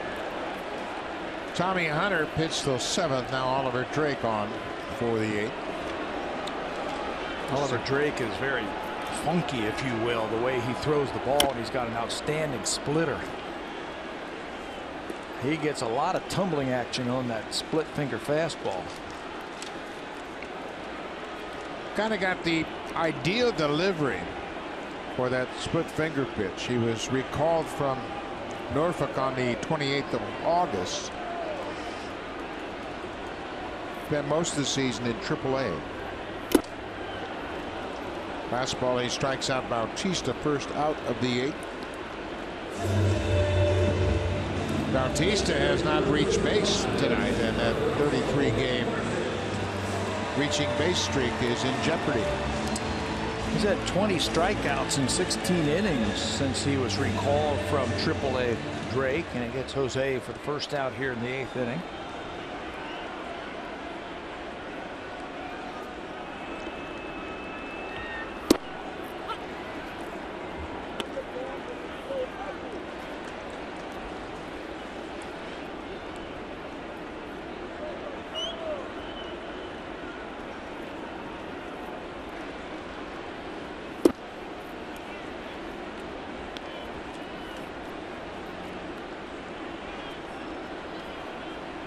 Ball and a strike to Martin.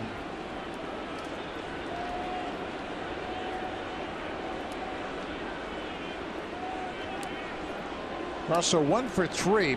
He's saying with the left. This is bounced towards shortstop. Jonathan Schoop was playing him to pull. 2 away.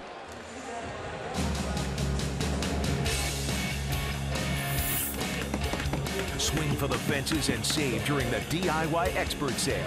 Only at Home Building Center and Home Hardware Building Center.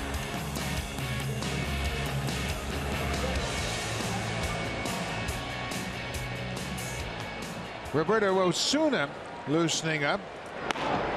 The Blue Jays have a 4-run lead, so it is not a save situation. Osuna, threw 19 pitches on Sunday. He was the winning pitcher as the Blue Jays came back to score 3 runs in the bottom of the ninth.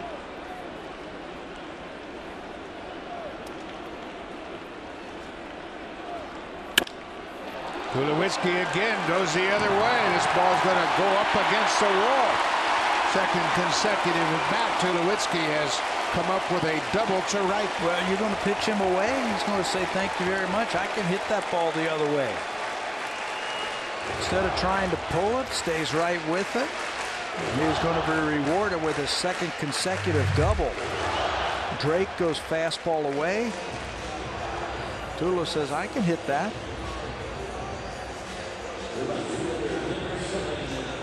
Reach out and keep it fair down the right field line. Tulowitzki now with 19 doubles, go along with those 24 home runs. Melvin Upton Jr. will get an at bat here in the 8th inning. He took over defensively in left field. Michael Saunders hit in this spot. He went 0 for 3.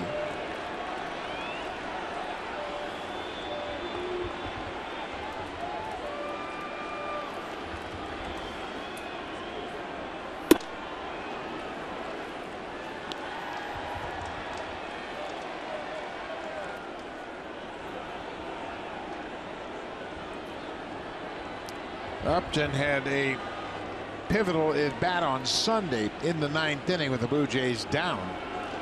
He fell behind 0-2, but worked the leadoff walk, and he would come around to score the 3rd run against a very tough customer, Ellen Matanzas, that day. Red Cecil's been up 3 straight innings, so he is just wandering around. Looks like he's loose.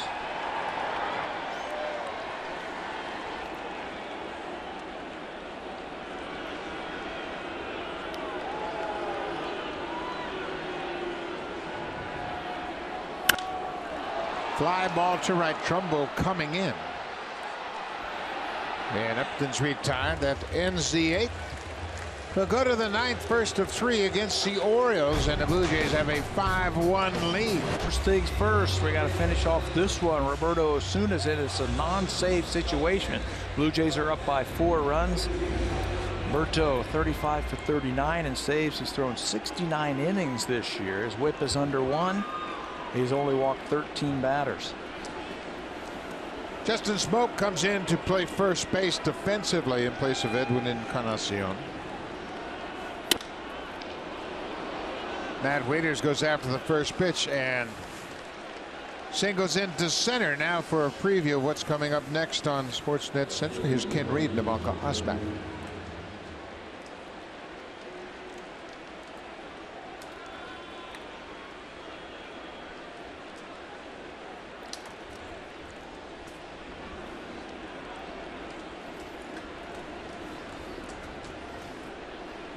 Thank you very much, Ken. That's all coming up right after this game. The Tigers now have a 9-0 lead, so that's pretty much a foregone conclusion. Verlander goes 7 innings. Gave up just a couple of hits. How many did they end up with in his time? 3. I know they had 2. They're up to 3. 1 walk, 10 strikeouts for Verlander.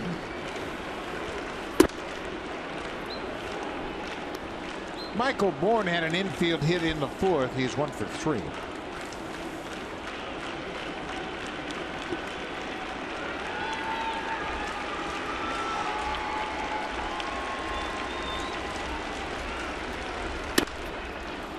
Tulowitzki's going to watch that one sail over his head into left. Back-to-back singles here in the 9th. Wieters single to center. Now Bourne singles to left. J.J. Hardy comes to the plate. Nobody out.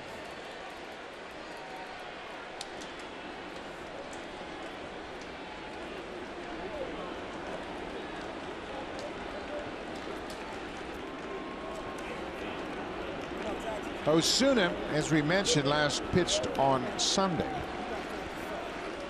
He worked an inning, gave up 2 runs on 3 hits through 19 pitches.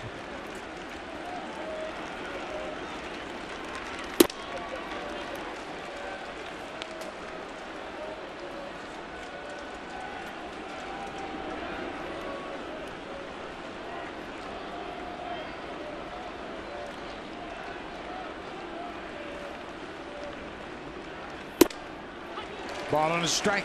Well, this team, the Baltimore Orioles, are never out of any game. With their ability to hit home runs, they get a couple of guys on and pop one out, and they're right back into the game. Hardy's the number 9 hitter. Then you get to the top of the order, and it starts with Jones, and then Chris Davis, remember, is not in the game.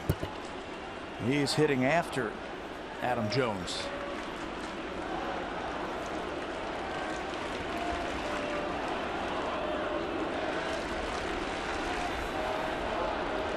Two and 1 to J.J. Hardy. Hardy has doubled tonight.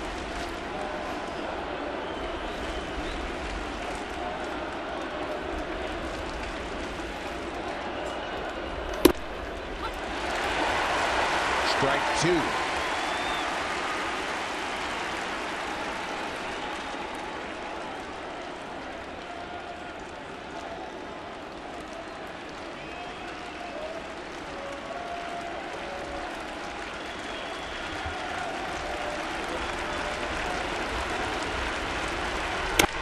Ground ball. Osuna will go to second. Tulowitzki for 1. Back to first. Not in time.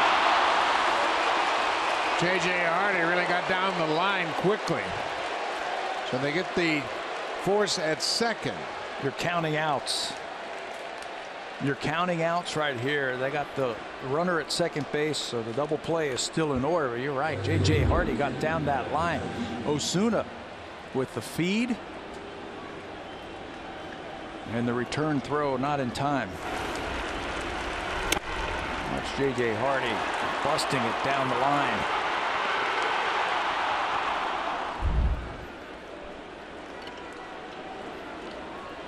So now just 1 out. Runners at the corners. Adam Jones. He had an infield hit in the 7th. He's 1 for 4. Ground ball. Donaldson. Second for 1. Back to first. That's the ball game. Osuna comes on, gives up back-to-back singles to start the inning, but Adam Jones bounces into a game-ending double play, and the Blue Jays win game 1 of this 3-game series against the Orioles. It's just round 1, but the Blue Jays strike first. Ezekiel Carrera, what a job he did at the top of the order for the Blue Jays. Josh Donaldson right behind him. He got on base 4 times. Between them, they scored 4 of the 5 runs as the Blue Jays strike first in this crucial 3-game series. Well, they expand their lead over Baltimore by a game. It's now 2 games.